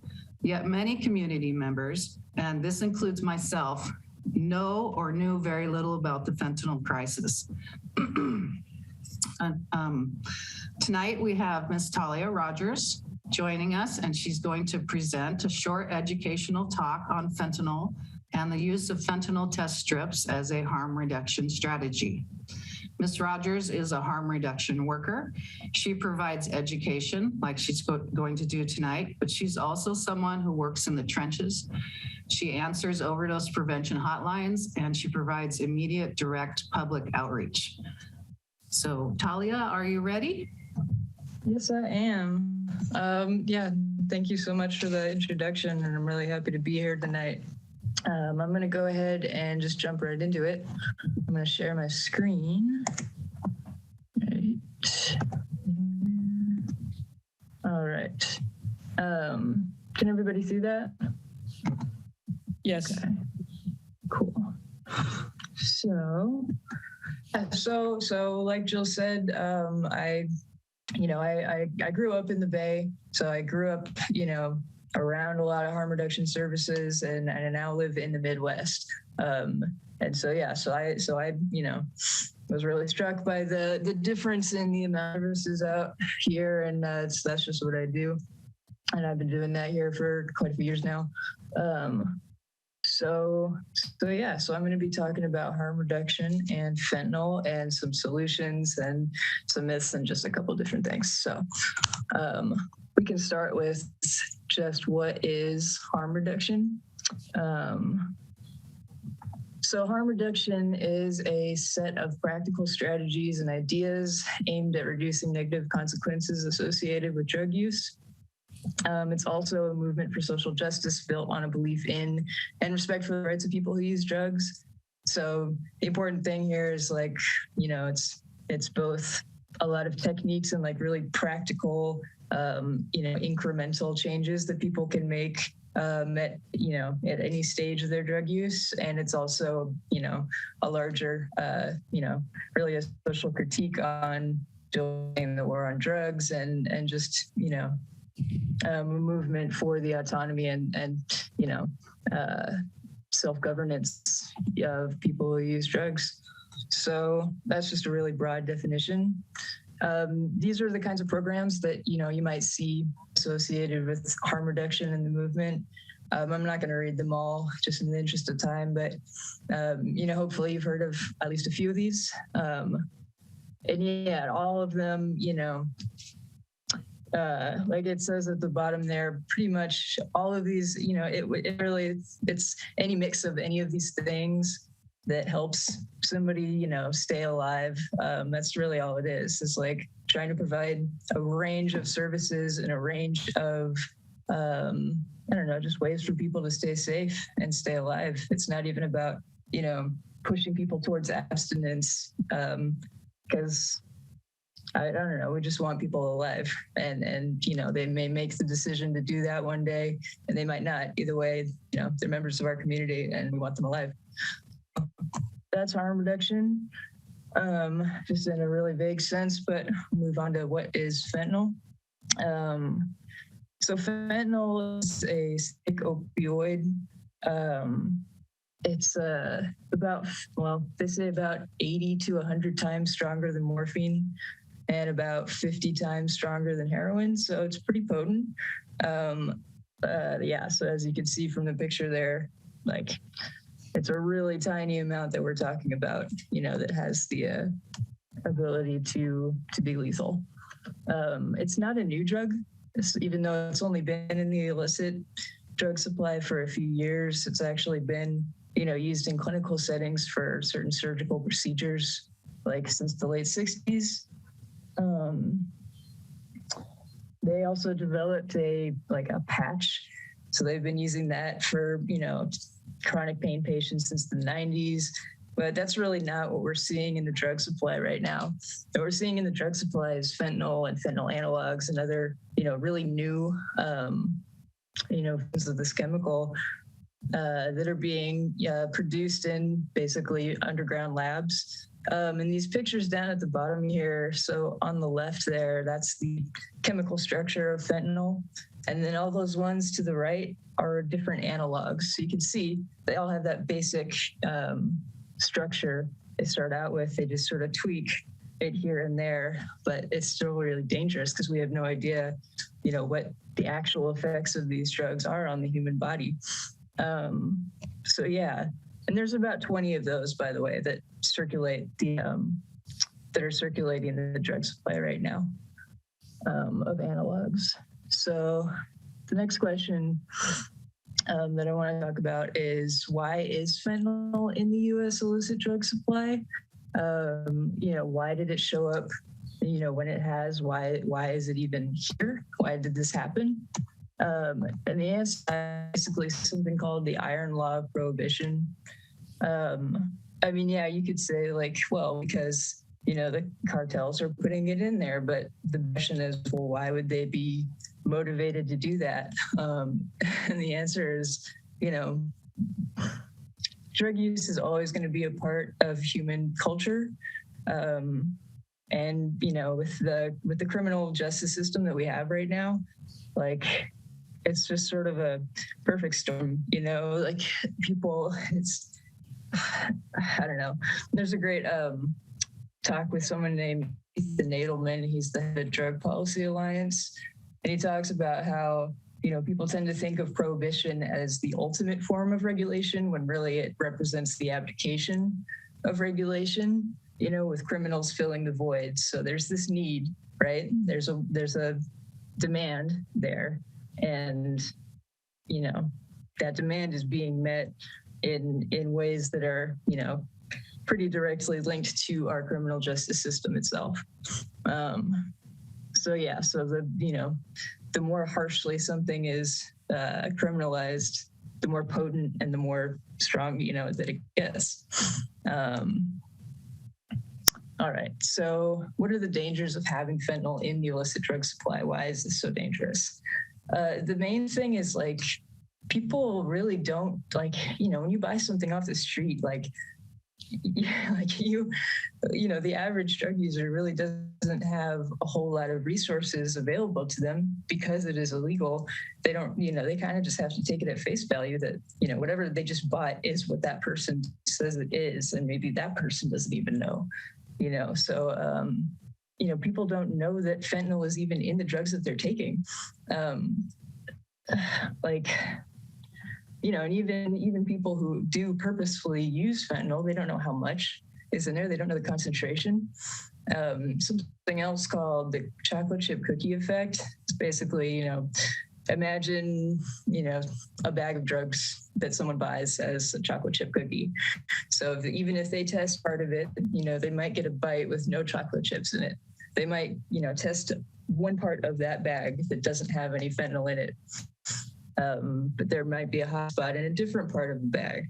So even when people are trying to be really careful, it's so, you saw that picture, it's so potent that it's just really, really dangerous. And people are really in the dark because of stigma and because of legal consequences of, saying, hey, I want to know what's in this. You can't really say that publicly in a lot of places because it's illegal. And then the other thing too is, fentanyl is not the only thing that drugs are being adulterated with. They're actually seeing a really steep incline of benzodiazepines, so things like Xanax and Valium, but other analogs too of these benzodiazepines. So something called Tizolam.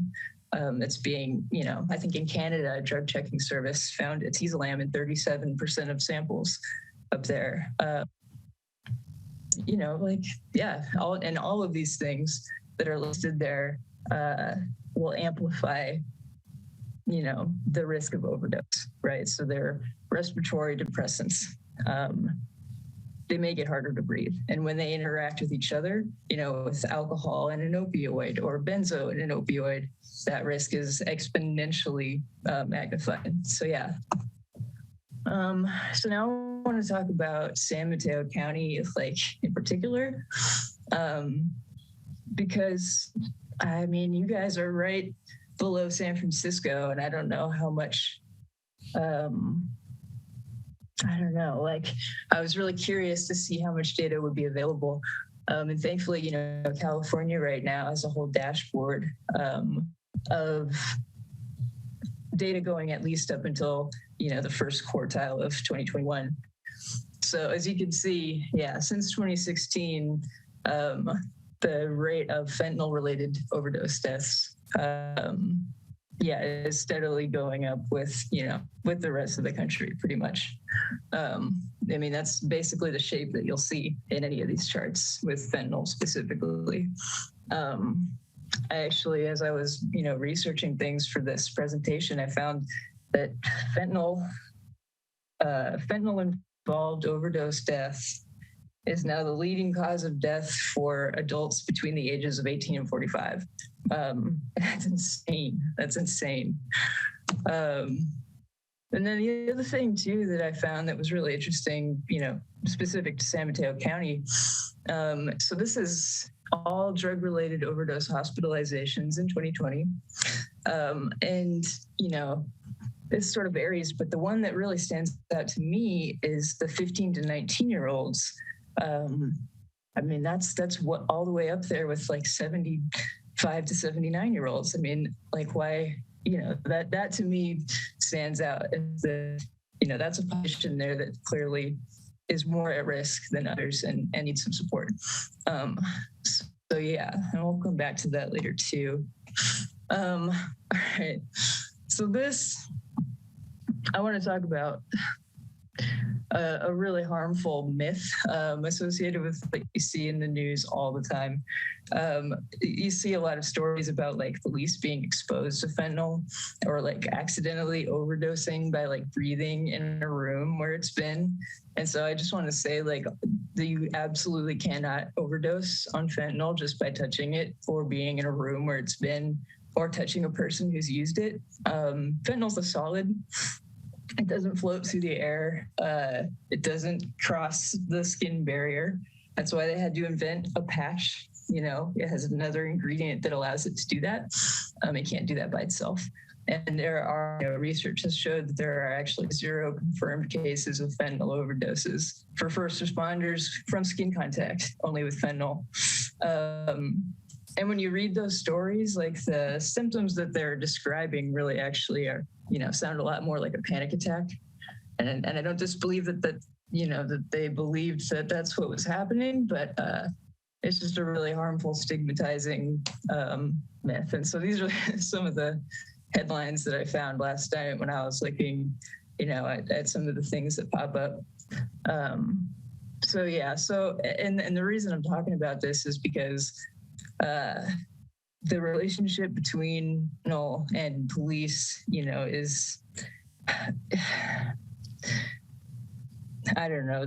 I guess where I'm going with this is, you know, there's a piece of legislation right now that was passed by the West Virginia House of Delegates that would make exposing a law enforcement officer to fentanyl a felony on top of, you know, all the other drug charges that are not working that have landed us in this overdose crisis in the first place. And that's really scary, you know, that they're making it a felony, something that is physically impossible to expose a law enforcement officer to something that literally cannot happen. And that's really scary to me because, I mean, drugs are already so persecuted by police and so vulnerable in that way. And so it's important to me to point out, you know, that just isn't true. Okay. And then finally, I want to talk about, you know, solutions, like where can we go from here? What can we actually do? And this is what I do, right? So yeah, I mean, the number one thing is naloxone distribution, and specifically, you know, by community-based programs that are going to have a lot more trust than any public health department, frankly, ever will.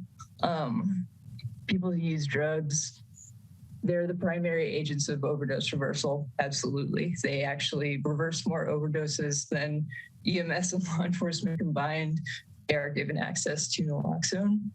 And so they need to be, given access to as much naloxone as possible because they're the ones witnessing overdoses, right? And then also safe consumption spaces. I know that they're talking about having one in San Francisco. They have 2 in New York right now. They have them all over the world, actually, and there's never, ever been a death ever in one. They don't increase crime. Crime actually tends to go down around those places because people aren't being arrested for public injection, basically. And people can be referred to treatment or other services, so it does improve people's lives. It's not just enabling or whatever. Fentanyl test strips, like Jill was talking about. Those are a great tool for just basic, like, hey, maybe I deserve to know what's in what I'm about to put in my body kind of stuff. I mean, it's really basic, giving people the ability to know what they're taking. It's empowering. And it's also engagement in services where they're like, oh, wow, that was really cool that you gave me those fentanyl test strips. What else do you have? And then you could point them towards, a number of other life-saving things. Overdose prevention hotline, Never Use Alone. I volunteered with them for a long time, like in 2020 and some of 2021. What they are is basically people call like when they're about to use Alone, and we stay on the phone with them, and we have their address, and, we call EMS if they stop responding to us on the phone. And our save rate is 100%. So that's definitely working. And then I'll talk really briefly too, just about the Portugal model. You may have heard about this a little bit already, but in Portugal, they decriminalized all drugs. And basically the rates of substance use declined dramatically. So that's, I won't go too much into that because that's just a can of worms that I'm frankly just, not going to get into at 11 Central Standard Time. It's just a really great model to look at for solutions. And then the last thing I'm going to talk about is, solutions that are maybe more appropriate for teenagers. Because a lot of this stuff, I get I don't know, it's maybe not the services that you would point a minor towards. So I just wanted to talk about something called Safety First. So this is a high school curriculum.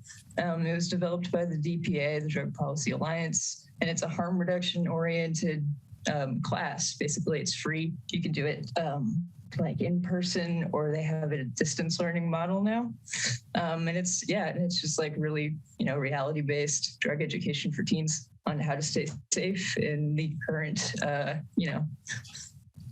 with the current drug supply that we have and the experiences that they're likely to have. So, and then just, keeping the focus on community-based wraparound services for youth. That's really important to me too, because I don't know, there's no shortage of programs that are, more than ready to,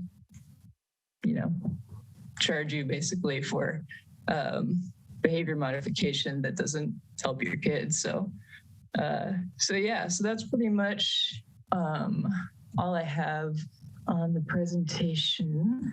Let's see. Thank you. Thank you very much, Talia.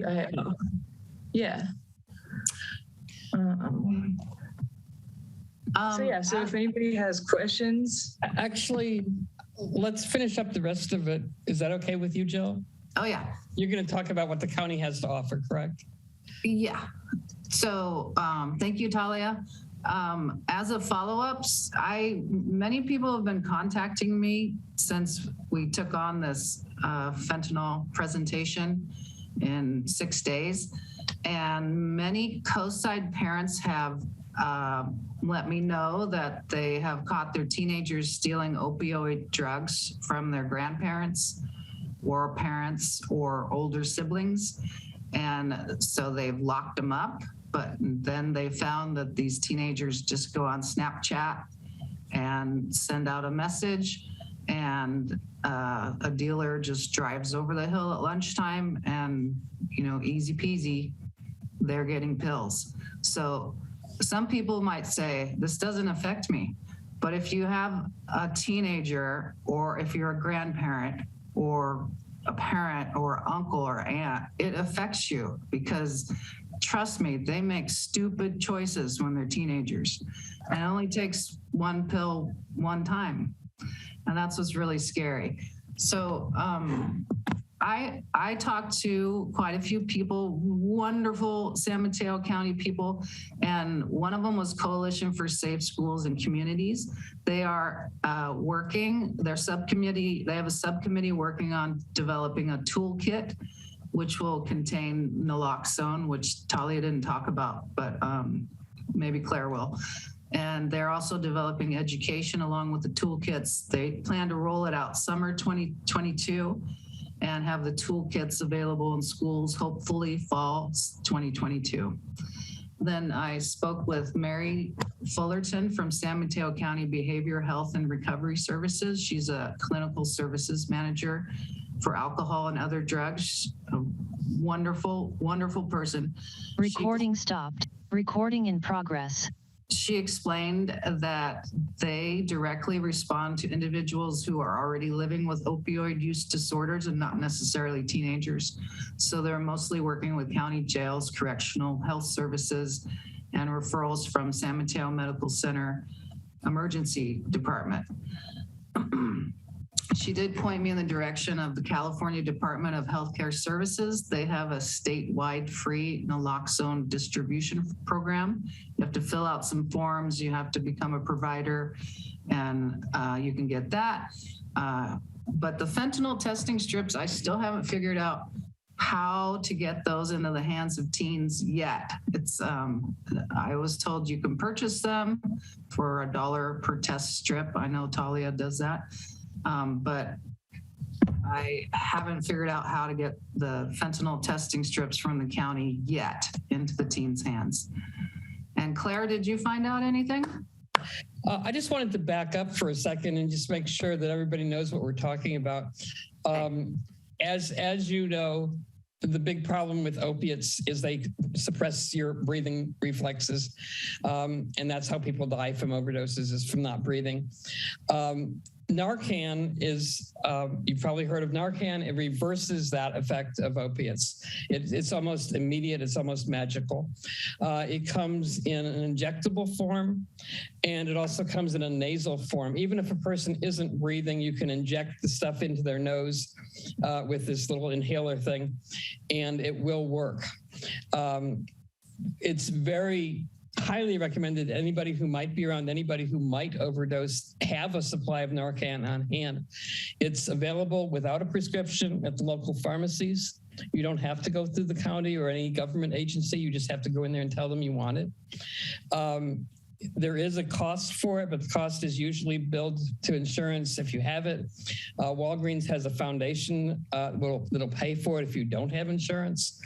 So the police, the EMS, all those people carry it with them. But I would really recommend that anybody who thinks there might even possibly be a need to ever use it, that they get a supply of it. I talked to CVS locally. They said they have it. They're ready to give it out. Almost nobody takes it. You saw on the chart that the big overdose hospitalizations, and most people don't make it to the hospital with fentanyl because they're dead already. We're in young adults and in people over the age of 70. CVS automatically offers it to people who are taking large doses of prescribed narcotics, which was people over 70, and almost nobody accepts it. So there's a stigma and there's an ignorance around this type of prevention. I would also suggest as a prevention that people take CPR classes, because CPR can keep people going for a while until something else happens for them.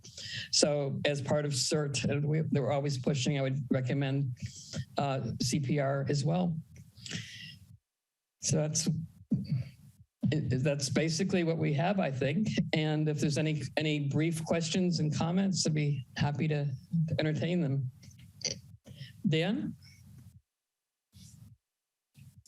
Yes, thank you, Talia, for your information, and Jill for bringing this agenda item up. Talia, I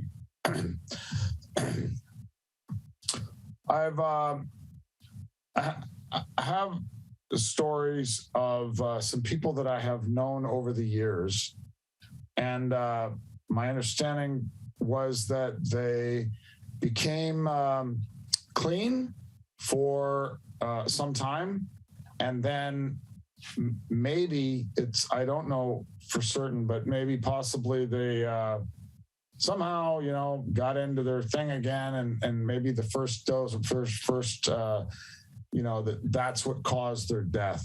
And I've heard that there was fentanyl related. I guess my question to you is that something that's common, that people are clean for a number of years, and then as soon as they go back, they potentially, I don't know, off dose or what? I don't know. Anything that you can give me, I would appreciate.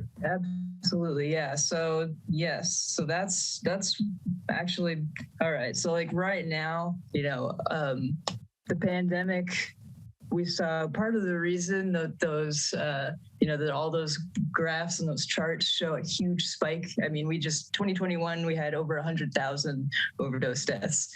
It's the first time in recorded history we've ever had that many. And a lot of people, and especially, because I talk to people all the time, and yeah, the pandemic was huge. You see this huge influx of people returning to drug use or initiating drug use, because people were stuck in their houses, they were losing their job or bored. And yeah, so, right now is a really interesting moment, I guess, where you see, the exaggeration happening maybe at rates you didn't before. And part of why that's really dangerous right now also is because we have this really toxic drug right now that has, these cocktails of potent opioids, potent, like novel benzodiazepines that we don't actually even know what their effects on human bodies are. And this is not just happening to people who inject, right? I actually, in the past year, I've actually lost 4 friends to overdose, and none of them were people who injected. All of them were pills, right? One pill. And these were, it's interesting because people who don't even consider oh, I'm not an addict. People who maybe think, oh, I don't need to go to a needle exchange. I'm not that bad or whatever. They're actually at a disadvantage, right? Because they're not going to the needle exchange and getting fentanyl test strips. They're not getting naloxone. They're not getting, educational resources and, connections to oh, shoot, maybe I really should be testing my Coke, my Molly, my whatever for these substances. They don't, I can guarantee you all those friends of mine and so many more people, I can almost guarantee that the thought did not even cross their mind that would be the thing that did it, So yeah, and it's also you see rates of overdose in people who have just left treatment, right?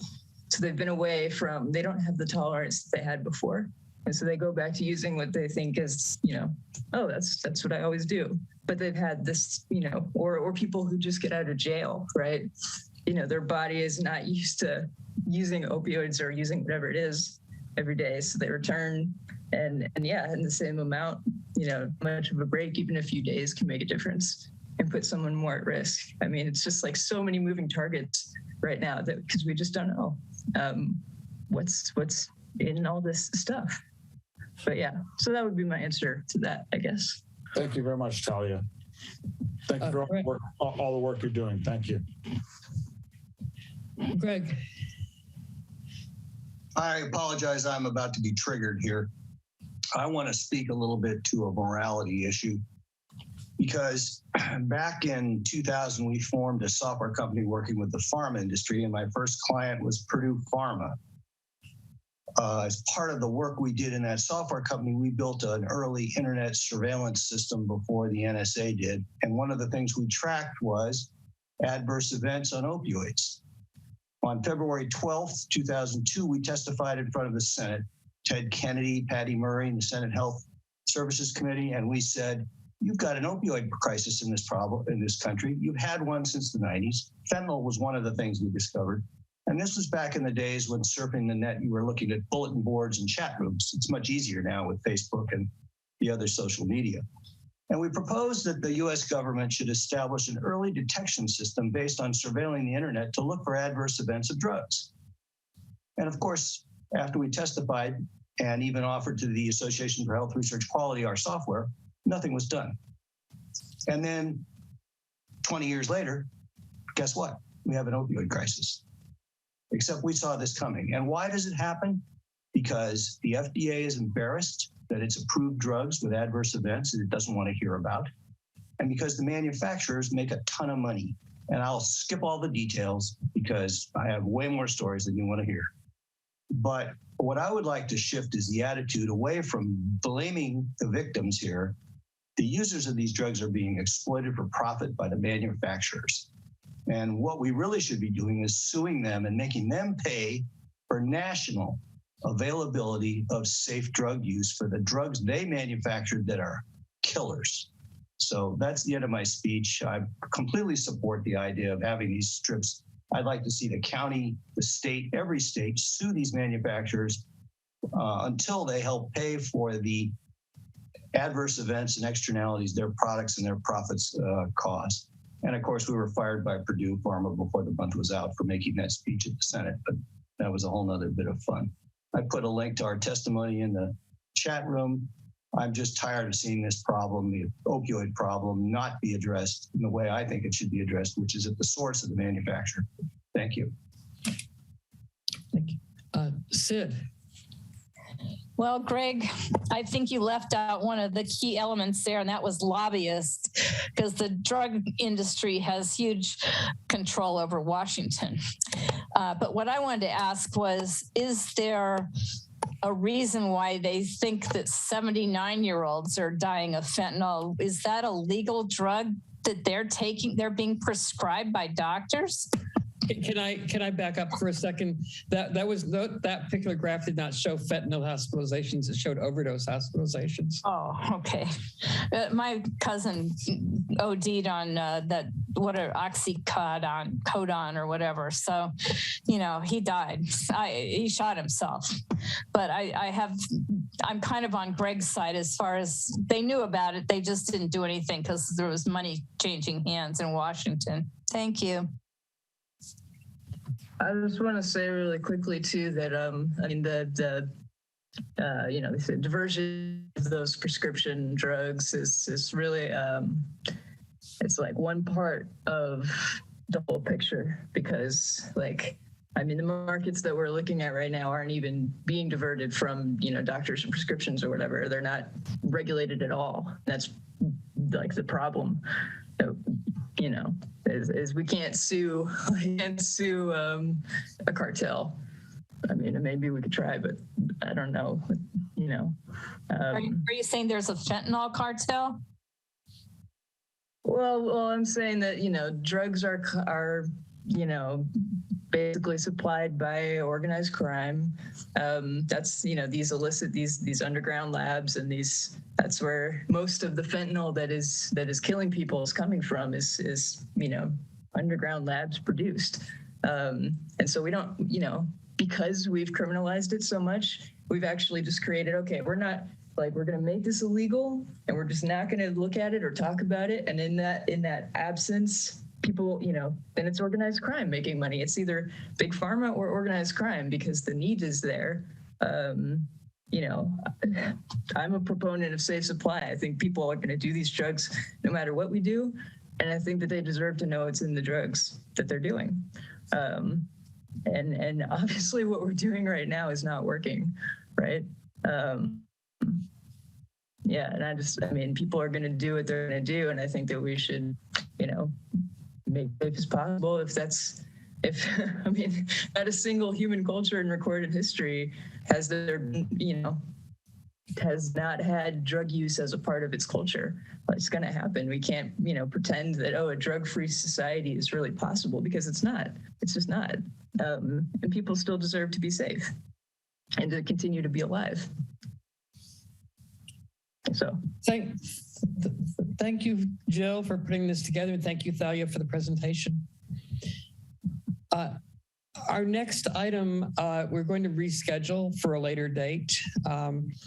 And we'll go ahead and move on to the last item of the regular agenda, which is brief, and then we'll talk about council activity and further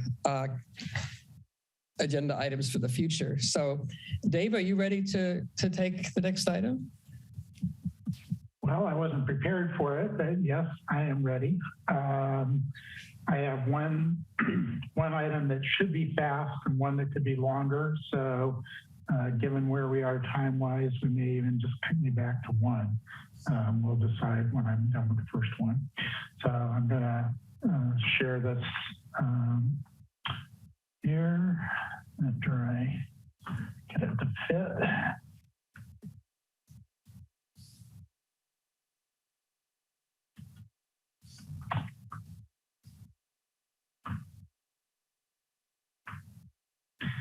All right, I assume everybody is seeing that. This is totally boring to everybody in the community, but it's relevant to everybody in the community because our website, thanks to quite a few people over the years, particularly to Ketchum, is a huge source of information. And part of that is having information be findable. So we've had a convention. It's not been documented anywhere. We told people about it as they get accounts on the website. But I think it's time to make this explicit. I end up having to rename almost everything that gets uploaded so it doesn't get caught. So here we go. It's really important for the files on the website. And part of that is because Squarespace, I'm getting a notification my internet is unstable, so if you're not hearing me, I'm sorry. But anyway, it's important to have a naming convention, and this is the naming convention we have. We always name the files with the year, the month, the day, and then something relevant and something that when somebody Googles for it, not just looks at an agenda posting, they can find it. And so I hope that nothing here surprises anybody on the council. There's a couple of other things about not having spaces in it. Use dashes, hyphens, or underscores instead. Give it a name that means something. It's likely in Google because we have files on the website going back to 1991 and before.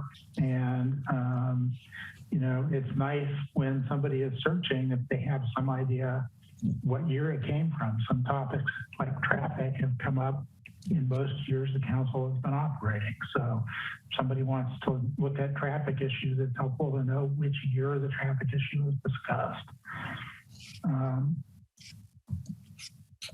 I don't think I need to go through this in any great detail, except to say one other thing, which is all the files uploaded on the website should be PDF, but they'll be Acrobat.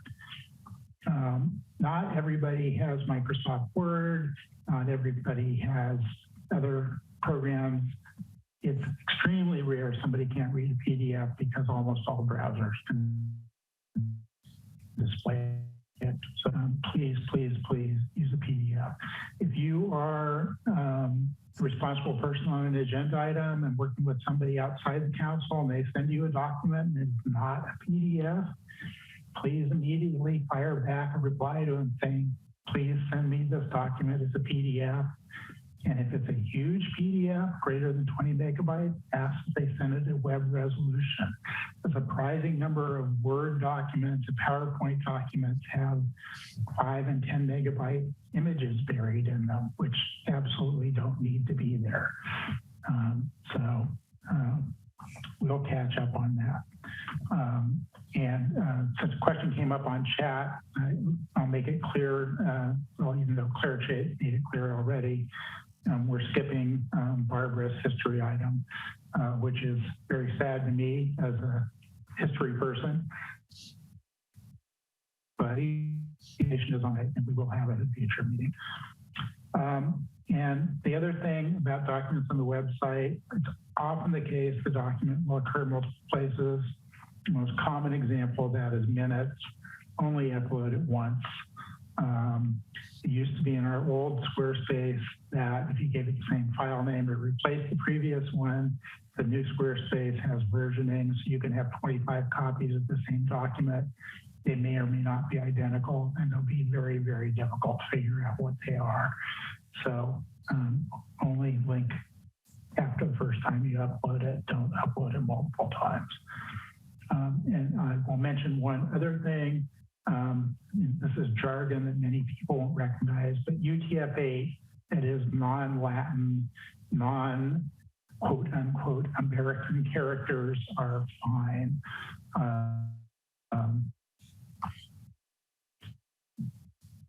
This one related to Spanish document. Any questions on that at all?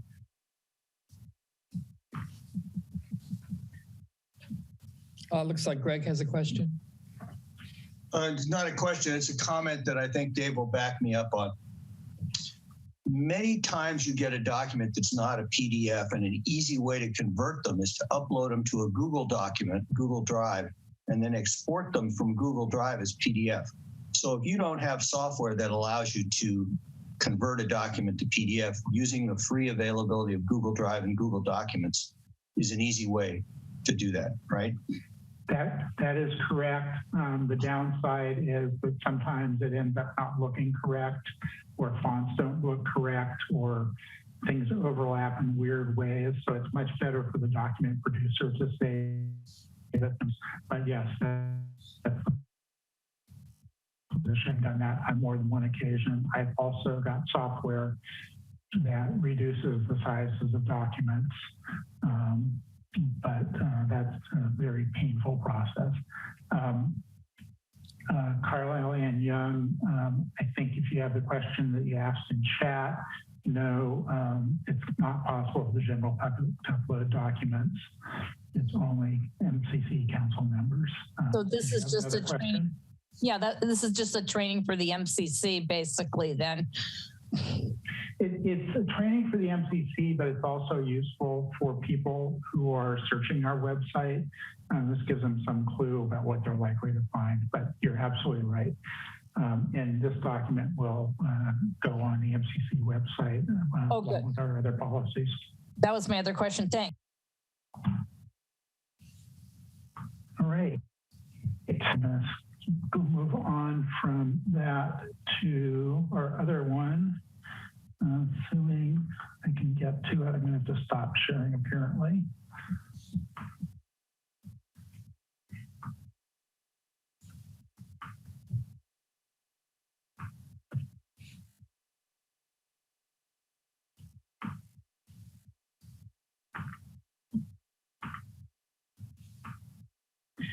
Okay, this is much more controversial and probably of more interest to the community. This is not about people communicating to the council or the council members. This is about council members communicating outside. And that does include responding to people that are communicating with the council. So don't think it's strictly council initiated. He sends me and asks, like, can you help me with this traffic problem or tree problem? And I respond, then this policy applies. So this thing here is something I've written up based on Brown Act, Public Records Act, and advice from County Council. The county recently had a training session for all members of boards and commissions. Some of this came from that. Some of it is common sense. Some of it is council lore. The most important thing is for council members to understand, and for the community to understand when they're talking to us, what the role of the council member that you're talking to or that is talking to you is, are they speaking, first of all, as a council member? Or are they speaking as a private citizen? If I go over to talk some a street away or across town and I'm talking to them about some issue, and it might be something that the council has dealt with, it's really important that I indicate whether I'm talking as a council member or as an individual, a private citizen. And you will often hear this when people talk at like the Board of Supervisors meeting or Planning Commission or Half Moon Bay Planning Commission or Council. I might get up and speak and say, I'm Dave Olson, I'm a member of the Midcoast Community Council, but I'm speaking as a private citizen. That way there's no possible confusion, because even if I don't say I'm a council member, many people will know I'm a council member and they might assume I'm speaking for the council, particularly if it's an issue that we've talked to in the past. So it's really, really important that you as a council member understand what your role is. And that's probably, if there's only one thing you take away from this, that's probably the thing to take away for both the community and the council. If you're speaking as a member of a subcommittee, somebody working with Highway 1 issues, somebody working with fire issues, then you're probably acting on behalf of the council. But it might be you're in exploratory stages. So you can say, yeah, I'm working as a council member, the council is working on this issue, but this is not something the council has decided. This is something we're investigating. So try and make clear whether you're speaking for the council as a whole or for a subset of the council. And there are times when you're speaking for the council as a whole. We've had occasions where council members have gone to meetings and said, I am here to represent the Midcoast Community Council, and we've discussed this and we think X. It's rare. So be sure that you're clear. Something else that's caused some confusion in the past is this paragraph here, which I'm assuming people can see I've highlighted. Remember that everything you do as a council member, or everything that every single public citizen commuting with the council or a council member, is everything you write, say, or text or email is public record.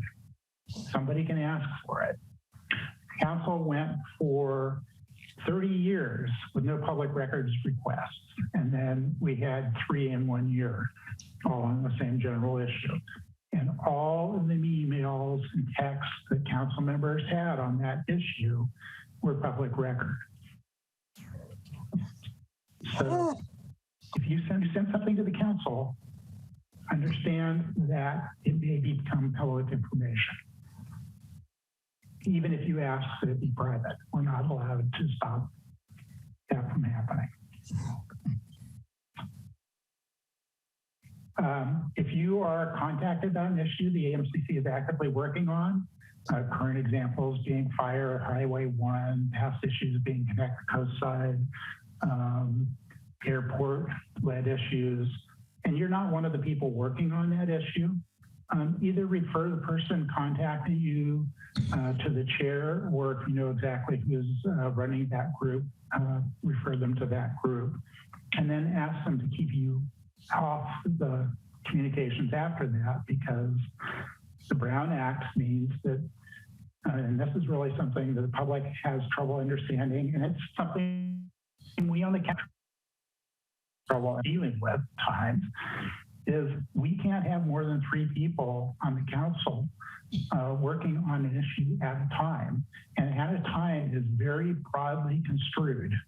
So I can't be receiving something from the community and then there's 3 other people working on it, and I start talking to this other person about it and including the other 3 people, or worse yet, I talk to that person goes back and talks to the other 3 people, and then back and forth. That's a violation of the Brown Act. We on the council are pretty clear on this. Even if it's painful for us, it's not always clear to people in the community. And then finally, as a common courtesy, despite what I said about everything being public record, if there are emails going back and forth that are pretty not intended public, it's best not to share them with any additional people without at least talking to the people who sent them. It's certainly not something we can prevent, but it just prevents friction. So that's really all I've got to say there. I'm happy to answer questions to clarify this. And this one in particular, somebody in the community may want to ask questions, but let's start with council members first. Does anybody on the council want to talk about this? So far, I'm only seeing Carlisle. Okay, Dan? Yes, thank you, Dave. I think most of this is very important, and I think it's thank you for bringing it up to attention. I think that it's a great reminder for us as council members as we communicate with the community that we, while we're communicating, we identify ourselves as a council member or specifically speaking as a community member, private citizen. So I just wanted to thank you for bringing this out. At the same time, I want to say that to some degree, what you've put out will instill a little bit of hesitation for any council member to communicate to the community. And the hesitation, I think, is disastrous for our community. I think that we as elected council members should be at all times feeling free to be able to speak to community members. The community members are relying on us to represent them. But at the same time, so I guess I'm just saying that, yes, Dave, this is good, but also what you're saying is instilling fear. And we want to maximize communication. Bittersweet, I guess. I will say, thanks for bringing it up, but please, the rest of the council, don't be shy to communicate to the community. Why? Because by us communicating to the community is the essence of our function. And I'll stop there. Yeah, I would agree with you, Dan, except for the word fear. And I'm not going to say that people don't perceive it as fear, but the intention is caution. Is always a balancing act for anybody who is in the public eye, and certainly for somebody who is elected in the state of California, between open communication and things that they would rather not have in public, or it could be a matter of a violation of law. It's extremely rare for anybody to ever be prosecuted under the Brown Act or the Public Records Act or anything, these other things, but it's a matter of public perception. And so people should understand that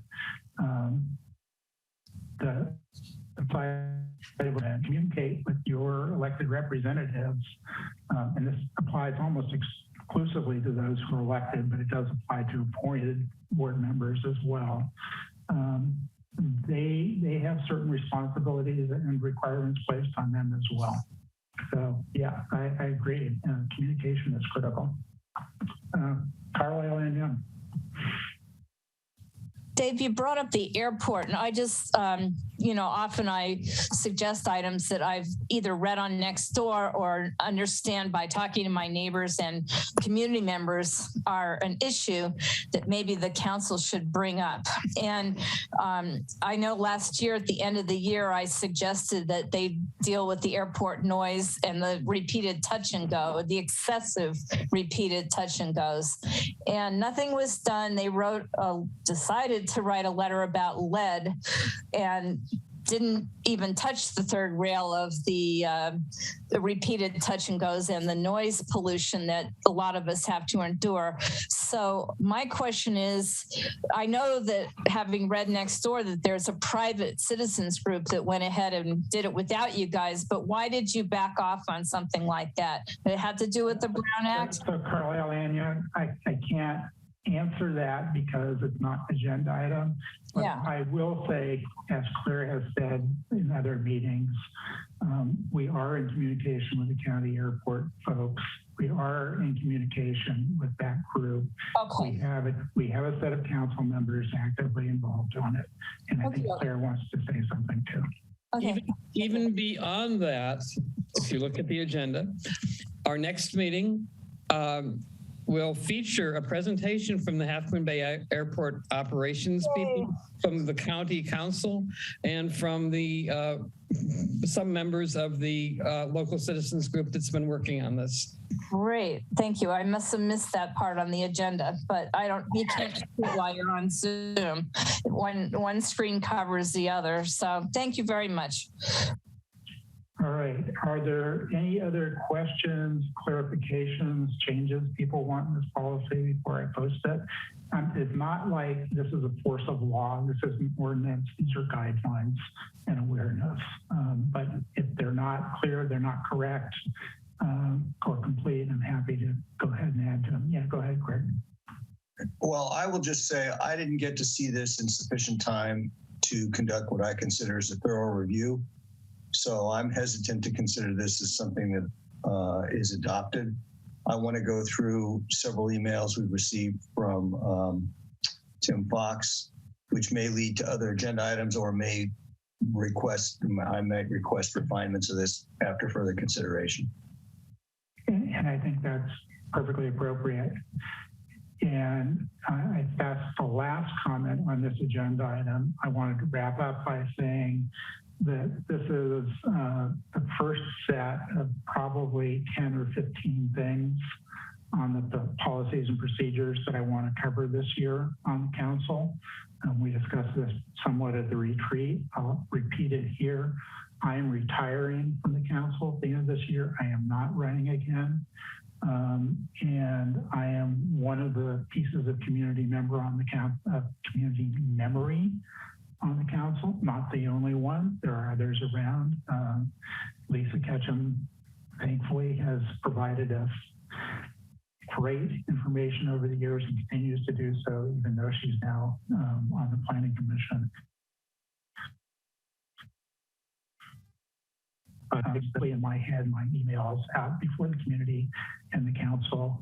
And I will also take this wrap-up chance to say, if you are all interested in helping the community, please, please, please consider running for the MCC and contact me or any other council member to see what it's all about. That's all. Thanks a lot, Claire. Sure. So is it agreed that we will post the first document that you showed us and we'll come back to this one at a later date? Well, I'll go ahead and post them both because they're not adopted. I'll put a note on them that they were presented at this meeting, but not voted on or discussed significantly. Is that okay with you, Greg? Okay. Okay, thank you. We'll move on to council activity. Who would like to report on activity they've engaged in or meetings they've attended? Michelle. Yes. Well, in terms of activity, the main activity has been my participation in the El Granada Scoping Project Committee, and what Sheena gave the update on that earlier. So I have requested to join a couple of the subgroups that she described. One about vegetation treatment or removal options, and another one about communication. So I'll continue to report on that. But the thing I actually wanted to bring up now is just get a quick update on the newsletter because the due dates for the items in the newsletter has passed. And I believe we're missing a couple articles. And I'm ready to send that to translation as soon as we see those. Okay, I sent an email on this, Michelle. You missed it. Everything is done except that middle article. And that middle article was waiting for tonight's meeting. Right. So I saw your email, and then I guess just an update from Claire on whether she's still intended to write that. I can write it tomorrow morning. Okay, that works. Okay.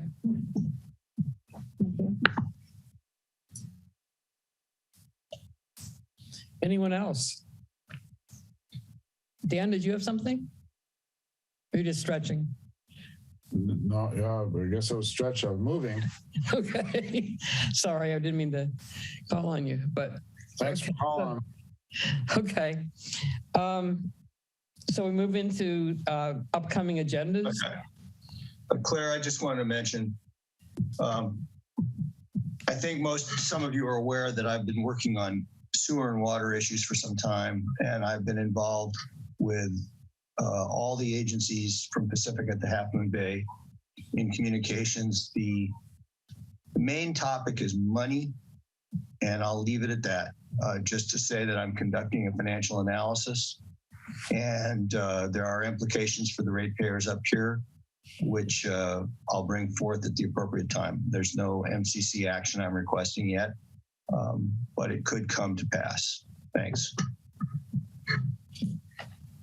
If you look at the agendas at the bottom of the upcoming agenda items at the bottom of this current agenda, we've got things scheduled up through to the end of May, which is good, but in a way it's bad because if things come up, then we need to have a place to put them. And the scoping project, I guess they'll want to present that sometime in May, so we may need to find out exactly how to handle that. Well, there will be a separate meeting scheduled, so we could either just do what we did in January, which is have that as a meeting on our, add it, basically put it on our list so that announce it so more than just 3 of us could attend. But I think that will be scheduled separately outside of the MCC meeting. Okay. Also, what came up today was the Montera Mountain issue, and I don't know if we want to have an agenda item on that. We should look into what's going on there, though. It's a lease with the SFPUC, and I think it is indeed relevant to the mountaintop issue. So I think we need to digest that lease before we decide whether it's an agenda item, but I think you're right. I'll be happy to look into that. I've already been in touch with Clemens at Montera. Okay, thank you.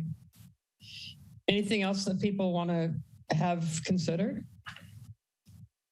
Are you talking on agenda items? Yeah. Where are we at? Okay. Right. Agenda items. So yes. I think that it would be very important and very interesting to the community,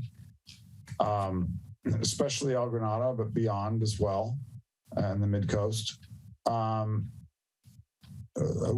think we need to have an agenda item regarding the proposal. I guess it's beyond proposal. It's already in action. Let me regress here a little bit. I'm not sure the status of it all. I think regarding the use, the proposed use of the post office lot in El Granada. It is, from what I understand, it's already in the architect's hands. But here we have a real sensitive, area in El Granada on the downtown, the 1 block downtown strip of El Granada, and how it's going to be used. Anyway, I think that we should have a agenda item regarding this so that we can communicate to the community as far as the plans and how we feel about a parking lot on that corner there. So Dan, can I suggest you reach out to Meredith and talk to her? Both I and Meredith reached out to you because we knew of your concerns about this lot before she ever applied for her permit, and you did not respond. So I would really strongly suggest you talk to Meredith directly and then decide whether you want to bring an agenda. Well, I respectfully disagree. I think the community, number one, should know about what's planned. Number one, it should be all out there on the table. The community should know. It's out there. It was in the minutes, the Harbor District. It was in the agenda, and it's on Coastside Buzz. It's out there. Thank you very much, Dave. But I respectfully disagree. I think that you really should agree that probably 95% of the community has no idea, if not more. Okay, so this is what I'm reason that I'm saying that it should be brought up. It should be brought up. It should be on the agenda, and it should be shared with the community. I mean, isn't it our purpose as a community council to share information to the community? So why don't you write an article for the newsletter on it? No, I don't think anyone. There was a sign on the lot for the last 2.5 months about this as well. I think an article for the newsletter sounds like a great idea. Are you, Dave, are you saying that we should not have an agenda item on this item? Is that what you're saying? We're not deciding that right now. We're just getting ideas. Excuse me. I'm trying to get an answer from Dave. He made a comment. I'm saying that unless you have something new to say, and that would require some research, that I don't think it's appropriate to have an agenda item on this. You've announced it here. You announced it during public comment, and it's out there in other ways. I agree communication is important. You've communicated. Now I think it's time for research. Well, wait a second. It's not up to Dave whether it's on the agenda or not. So you're perfect. Claire, thank you. Dave doesn't want on the agenda. Claire, now it's your turn. Yeah, it doesn't matter whether Dave wants it on the agenda. With all due respect to Dave, you're proposing a possible item. If you want to flesh that out and run it by me, go ahead. I'd be happy to hear from you. Very good, thank you. Okay, Greg. I shouldn't be bringing this up, but I didn't recognize it on the list of future agenda topics. Len shared with us, I believe, there's a $33 million Caltrans project, and there's going to be requests for comments coming. I mean, I don't know. Is that something we should be agendizing at some point? At some point, for sure. Yes. I wonder why Len hasn't nominated that. You'd have to ask Len. I'll take your. Did you want to know? I'll second it. Yeah, there's an upcoming briefing by Caltrans that 4 MCC people have been invited to. And after we have it next Monday, we'll talk about what to do with it. Yes, and actually 4 of us can't come. So I did want to ask if the others that we're planning on going, I can bow out. I'm already reserved. I'm already signed up. I believe Len and I think that the 4 people that were noted were Len, Greg, Michelle, and Dan. Are all 4 people wanting to go? When we talked about this item under priorities, we put 4 names there, and we said that would be okay there. But that's okay for Brown Act reasons, right?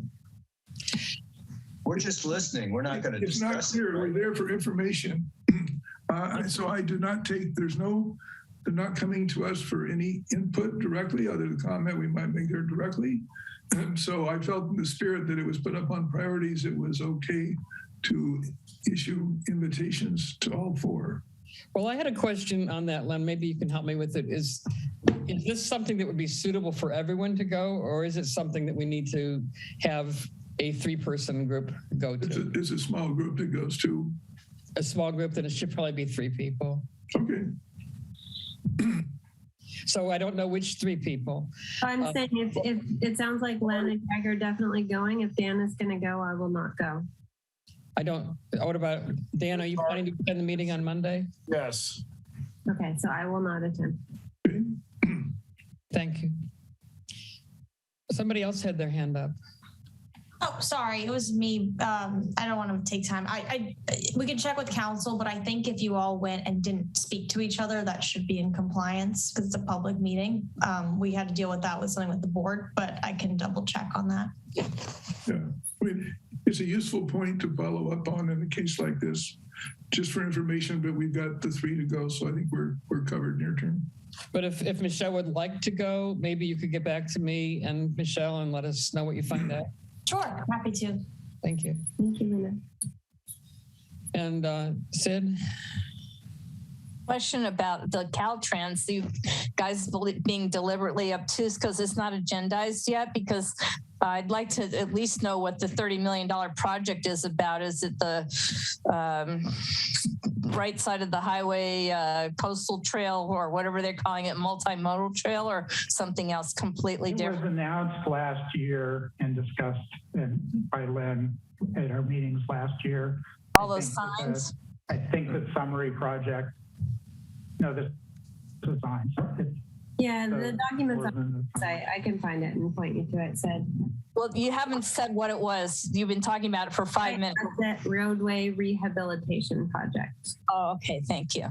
And the other reason I have my hand up is because I don't know if you take suggestions from the public, but the MCC, I think, should be more involved in finding out about the parks mitigation fee and the and have approval process for expending it. I mean, no, Michelle. Sid, what did I say before? Why don't you talk to me offline and we'll discuss that? Okay. I was on my cell phone then at a restaurant and I didn't hear exactly. So that's something you guys cannot agendize. Why don't you talk to me about it? I think Lena mentioned that she and I were looking at that, and I would be happy to talk to you as well. Okay. Can you send me your how to call you then? It's on the website. Your phone number's on the website? Okay, thanks. Okay, anybody else? I was just going to say, and the main reason about that is because, as you may know, 2 weeks ago, they put the thing on a consent agenda to buy that south parcel for Big Wave, and they were saying that it was zoned for a community center, but I really don't think that's best use of the Midcoast funds to put money on a hazard area like that. Thank you. That's not the mitigation funds. Okay.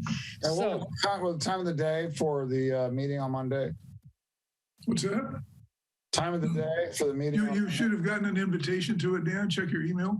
But could you just tell me now? 2 o'clock. Day, I'm sure you know. Pardon? 2 o'clock, you say? 3 p.m. 3 o'clock, 3 to 4. Thank you. It's a Zoom meeting. Okay. Can we entertain a motion to adjourn? Motion to adjourn. Jill, second. Go ahead, Len, please. Jill? Yes. Dave? Yes.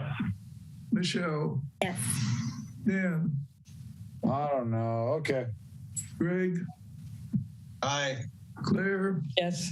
Myself also done, 7-0. Thanks, everyone. Thank you, everybody. Have a good night. Bye. Bye-bye. Recording stop.